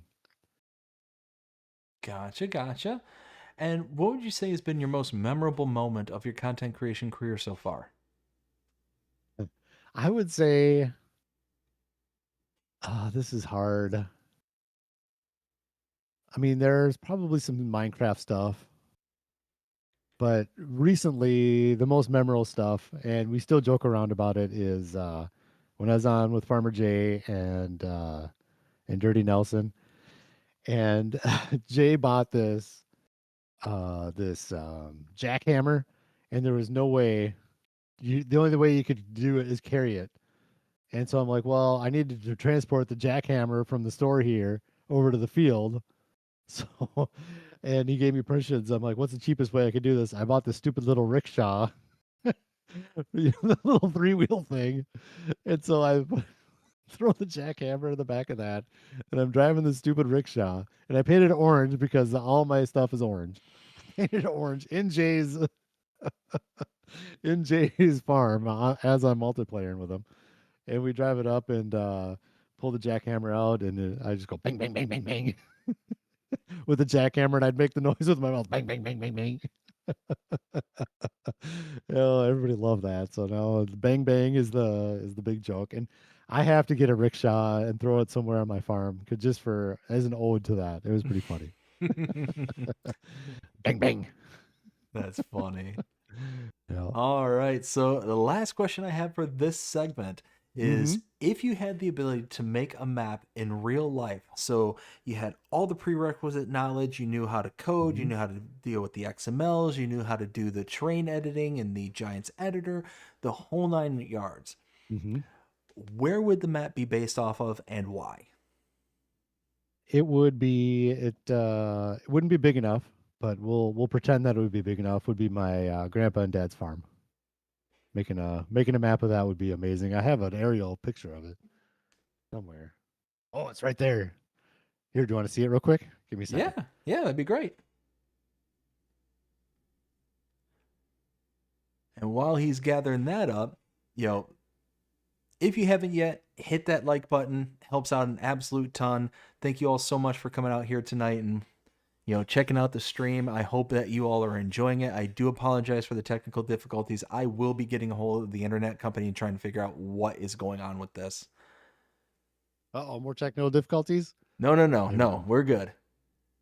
Oh, we There it got is. mostly a ring light, but oh Yeah, yeah, yeah, yeah. it's not the best picture, but it's pretty cool. And Oh, that's that's just really the nice. obviously the house is in there and the whole barn yard. I'm not sure Oh. what year this is from, but I think it might even be the 50s on this one. But sorry about the light. Here, maybe we can do this. No, Oh yeah, this. there you go. If you tilt There we it, go. There we there go. you go. Oh Yeah, yeah, it looks that's pretty great. cool. Yeah, yeah, yeah. They did everything on that thing too. They had like cows and sheep. I think they had ducks. My grandma liked the ducks. It's one of those that it blows my mind, of the farms and those. How do I want to say this? So that similar kind of photo, my grandparents, they own a farm up in Michigan and they had Mm-hmm. something very similar and they framed it very similar to like what you did there and it's hanging up on their Yeah, wall and it's of their whole farm, the farmhouse, the whole 9 yards. And it just always blew my mind. It's like, okay, that was the thing to do way back in the day is that, yeah. it's not like today where you could just get a drone and then take a snapshot and bring it back down and Right. you're done Oh yeah, kind of this thing. picture here is unbelievably hard. Yeah, Mm-hmm. yeah, But absolutely. it just something that always kind of caught my interest, especially because, like I Mm-hmm. said, my grandparents had something very similar at their house. So I Yep. always look to that as something that with fondness, kind of thing. Mm-hmm. But that is all the questions that I have for this All right. segment. So let's Okay. go ahead and check out what we have here in the chat. So again, Dust Bunny, thank you so very much. Greatly appreciate it. Let's see. It looks like we got one here from Reaver Time Todd says, there it All is, right. the next challenge. No controller. No control. Yeah. The no Oh, controller Todd, challenge. That's Todd. all you, man. I That got that no, challenge down. that was totally that was a dig at me. So, Yeah.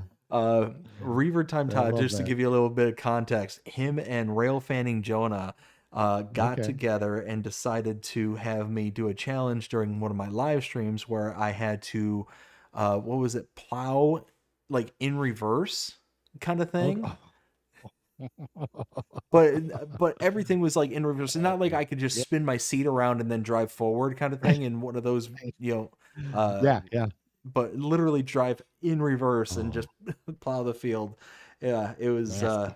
yeah, it was a nice little challenge. But Yeah, that is a good Todd, challenge, though. Todd, thank you so much. We got Mm. Swim Shady says crop dusting would be cool, especially if we got to pilot. There you, oh boy. That is something there. Holy smokes. That'd be something. That'd be a big game update, though. Yeah, I can't would. imagine. Yeah. Yep. Let's see. Next one we got is from Cavalier I like Roy that stuff. says, for something similar to the seasons mod, is the realistic weather mod from FS25. Oh, Okay. okay, Yeah. okay. I'll have to check that one out. I want to start a new thing, but I don't either. I so want to, but I'm like, I just don't have the time. Hmm. Let's see. Todd says, sugarcane and poplar with base game equipment. Oh my goodness, Todd, what are you doing Yeah. to me there, bud? Well, we'll see. I've never done it, so we'll make it work. It's got to be able to be done, right? Oh yeah, yeah, no, for sure. Yeah. Let's see. We got Swim Shady says, I love the music racks. It speaks volumes of your great personality. Oh, thanks, man. Oh, that's amazing. Thank you. I Let's love that. see. Swim Shady, thank you so much. We got one from Cavalier Roy says, another mod that might be worth looking into is the advanced damage system adds a whole level of realism to vehicle wear rates and random breakdowns and risk of fires. Oh.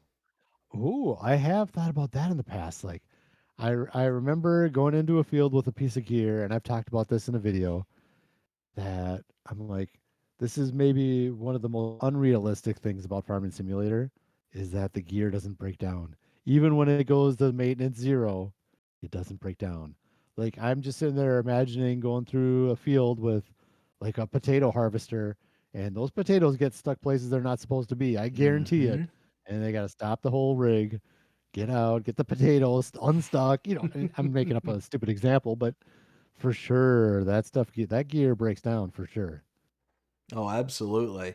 No, that'd be a cool one. I'm gonna check that one out for myself. Yeah. Let's Yeah. see. Cavalier Roy, thank you so much for your question. Well, more statement than anything. Let's see. Benji says, "What is your favorite animal and why?" It's Charles. Not Benji, it's Charles. On my favorite piece of equipment, uh, I like that hoe. I like the hoe. Um, let's see. What else though? I love the combine. I just don't get to use the combine much. Well, his I he was kind of asking which animal was your favorite. Oh, animal. I thought equipment. I'm sorry. I'm sorry. Thank you for correcting me. Good, good, good. Which animal is my favorite? I'm digging the cows. This is the first time I've done cows, so I'm loving the cows. I'm calling them the ladies. Hello, ladies. I like the cows. I like the chickens. The sheep are good. I think I'm gonna have to stick with cows. The goats are neat, but the cows I think are the best. Awesome. And then again, Charles, thank you so much for your question. Greatly appreciate it. We got let's see. It looks like a comment from Dust Bunny says there was a crop dusting helicopter in FS22, but it was a third party mod. Oh, okay, okay. I've seen something with a crop duster somewhere in a farming simulator game. I don't know where it was or how it worked or what it was, but and I didn't look into it, but something might exist. I know there was like I believe it's for FS22. There was a drone that you could Okay. fly around, and you can actually adjust its height and all that stuff. But I think it also had like a sprayer attachment to it as well, Hmm. so you could use it Okay. as like a crop duster almost. Yeah, yeah. Hmm. But I mean, essentially all it was. It wasn't like it was an actual like realistic fly or anything like that. But Right, essentially, right. think of like a tractor with invisible wheels that could based on the inputs that you put into it, could Yeah. raise and lower based Okay. on your inputs, kind of thing. So Right, right. that's It, basically how they like programmatically figured it out. yeah, it put a tractor into flight mode basically. Exactly. Yeah. Yeah. Let's see. Dust Bunny, thank you so much. We got one from Farmer Donkey says, that would be an awesome farm to see in FS. Doesn't have to be a big map, just something simple. Right. Yep. You could do like something like that. Well, maybe not, but I want to do like a no gas farm too. That'd be fun. Like if we could get tools where the horses could pull the tools. Oh my gosh. Just like a little section of the map or something would be awesome. Like have a horse-drawn plow or something. That'd be really cool. That would be cool. Yeah. Absolutely. Yeah. Let's see. Donkey, thank you so much. We got one from Swim Shady says, Rax, remind us what you call the cow barn. The cow barn is Beef Boulevard. That one's Majors came up with that one. Beef Boulevard. So remind me, the chicken coop was, Clickingham Palace. Yep. and then We we got got Beef Beef Boulevard. Boulevard. The Oh my. horses are Hungry Horse Hollow. The goats. Oh, this one is the goats are an ode to Eddie Van Halen because they're the goats. Goat. Eddie Goat's Feedery. Oh yeah. We come up with Oh, good ones. Yeah. What are the sheep? wow. Oh, the sheep are by the windmill, so I call that windmill woolery. Yeah. Alliteration is the key, right? You got to have the same letter. Uh, Oh, wow. Okay. yeah. So, Ma- Majors came up with Beef Boulevard. That was a good one. That was wow. one of them that I was just like, oh, that's it right there for sure. Yeah. That was good. I Yeah. needed a good laugh tonight, and I Hmm. appreciate it Yeah, deeply. you got it. Yeah. Swim Shady, thank you so much for your question. We got one Good more question, from Swin. Farmer Donkey says, "Can you CB talk for us?" Can I? Oh, CB talk. No, you're the CB talker, donkey. He's talking about ATS. I would always. I can't talk like it. I can just type and chat like it. Breaker 6-3. We got a tally ho on the. I can't do it. He's the CB talker. I just make up words and put numbers in. I don't know. Oh, that's funny. I love it though. It's fun getting those ATS and then talking CB. Oh goodness. All right. I get into that. I get into the airline talk if I start talking like that, right? Alpha Bravo Charlie, we got a tally ho on the bogey 3 o'clock. No Oh, joy, no joy. we got one from Gamer says, uh, let's see, they can't get base game vehicles suspension physics right. Proper flight physics way off. Ha ha. Yeah, they're gonna have to talk to Microsoft Flight Simulator about that for Oh sure. yeah. Yeah. Let's see. Majors, thank you so much. We got one from Cavalier Roy says BDD damage you DM'd you the link for the advanced damage system mod as a Perfect. third-party mod. Oh, nice. Cool. Thank you, Cavalier Roy. Greatly appreciate that. The only thing is, if there's damage if you crash, that's a no-go Ooh. on that. That'll get Actually, expensive. I didn't think That'll get about that, but expensive. Yeah. yeah. That might be bad for me. Yeah. I was thinking about take $50 out every time you hit a sign. You just take $50 out of your cash account. Pay Oh the my god. city. So that actually reminded me of a live stream that I did a while back where I don't know what was going on, but I was basically running into every single lamppost, sign, and Oh all yeah. that stuff. And basically that turned into the running joke. And I think it was Ken Adlam, as a matter of fact. Mm-hmm. It was like, if you had to pay $50 for every sign, Mm-hmm. you'd be broke by now. You'd be in the Yep. negatives. Exactly. Exactly. And he wasn't lying. Yeah. Yeah. Exactly. Oh my goodness. I see that Dust Bunny is typing at least one more question here, so let's start winding things down, but I do have at least, well, what I'm going to guess is one more. Let's see. Uh, she said, "You must have gone to the Dust Bunny School of Driving." Mm-hmm. Exactly. Exactly. Oh my goodness. All right. So we are all through all the comments and all the questions here Oh boy. on segment 2. So let's start wrapping things up for the All third right. and final segment called That's a Yep. Silage Wrap. All So, right. Rax, number one, thank you so much for coming out here and doing a very extended interview, 3-hour interview. Thank you Absolutely. so Yeah. much. I greatly Love it. appreciate Yeah. it. Fun. And Absolutely. yeah, and I really hope that you enjoyed yourself because I know Oh, I really had a 100%. good time tonight. Perfect. Yeah. It was awesome. Absolutely. Oh, do you want to let us know? Do you have any future projects or anything that you're working on? Just the vanilla challenge. Day by day. We'll see if what I'm gonna do tomorrow. I don't even know if I'm I got that thing in the morning with some of the other content creators, but so I'm not sure if I'm gonna do much tomorrow. But yeah, just keep your eyes open. I got a few more days off of work, so there'll be at least one more stream, maybe two, maybe another video or two, who knows. So it's a big week. Keep it coming. I had 24 hours where I released a short, a video, and I streamed, so that was fun. That's a lot of content right there in 24 hours. So, but yeah, Excellent, vanilla excellent. Can challenge is you? it. I'm sorry. Go ahead. Vanilla challenge is it. That's the series. Yeah. Gotcha. And can you believe that? Can you remind us where we can find you? Yeah, absolutely. Right on the screen there. We got mostly just the YouTube. Discord I have set up, and I enjoy chatting through Discord. I'm probably not the best at running that thing, but yeah. And then Facebook, I put some stuff on Facebook and comments here and there. But yeah, mostly just trying to get everything done through YouTube for sure. And it looks like we got a last minute question from Farmer Donkey. Yeah, Asks, "What will absolutely. be? Will there be a vanilla Minecraft challenge coming?"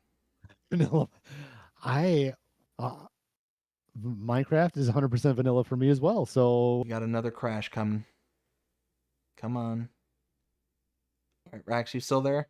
hello, I'm here. Hello. Okay. I don't know what is going on with the internet here tonight, but I'm about to go break it. Mm-hmm. I've been there. I have been Ah. there. Anyways, thank you all so much for coming out here tonight. This is where I'm going to turn to the audience and ask if you enjoyed it. Let me know. Number one. Number two, do you have a favorite content creator, map maker, modder, somebody in the world of Farming Simulator that you would like to see on this show? If so, let me know. Reach out to me on Discord, on Facebook, any of my social medias. reach out to me and let me know who they are and how I can get a hold of them. The only prerequisites that I set forward in regards to this show is, number one, they have to be above the age of 18. That is the most important thing. The only other thing is, do they exist within the World of Farming Simulator? If those two things can be, checked off the checkbox, go ahead and send them my way. I would be more than happy to have anybody, great or small, on the channel to do this interview. It's one of those that, unfortunately, I can't know everybody that exists out in the World of Farming Simulator. So I rely very heavily of people out there to kind of pass along the information to me. Or if you are a modder, map maker, content creator, whatever you are within the World of Farming Simulator, feel free to reach out to me. And you want to have a chance to be on the show, reach out to me. I like I said, big or small, doesn't matter. So again, thank you all so very, very much. Again, Rax, thank you very much. Go check out Rax's channel, link down in the description below. Greatly appreciate every single one of you. If you enjoyed this, please show me by liking, sharing, subscribing, following, commenting, doing all the things. The algorithms enjoy you doing. The shows you're engaged with this channel, enjoying the content. And that being said, I hope everybody has a fantastic day. Take care. Rax, hang on until after the outro, and I'll catch you on the other side. You got it. All right. Thank you, Take care, everyone.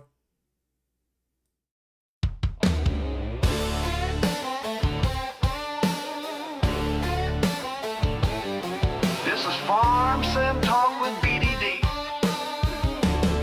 Let's roll. Out here in the country, where the roads run wide, there's a world behind the pixels that we're bringing to the light.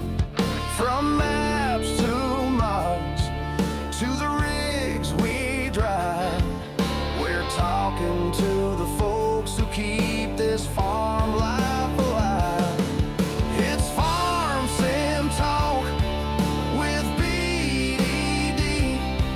Come pull up a chair and ride along with me. Stories from the makers, the builders of the scene. Farm Sim Talk, where we live the farming dream.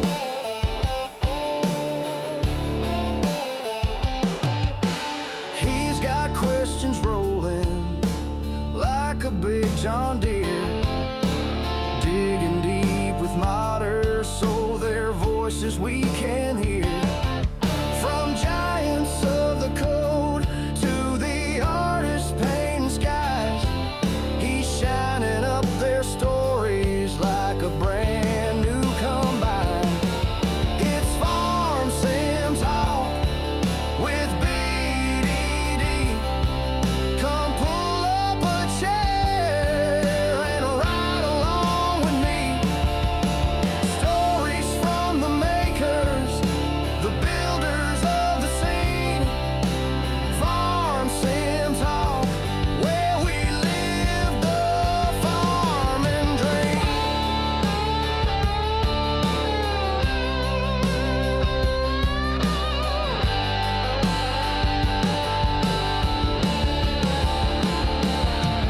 From tractors to textures, from silos to sounds, there's a whole crew of heroes making this world go round. So tune in and find out who's behind the screen. Farm Sim Talk's the place to see what farming really means. It's Farm Sim Talk with BDD. Come pull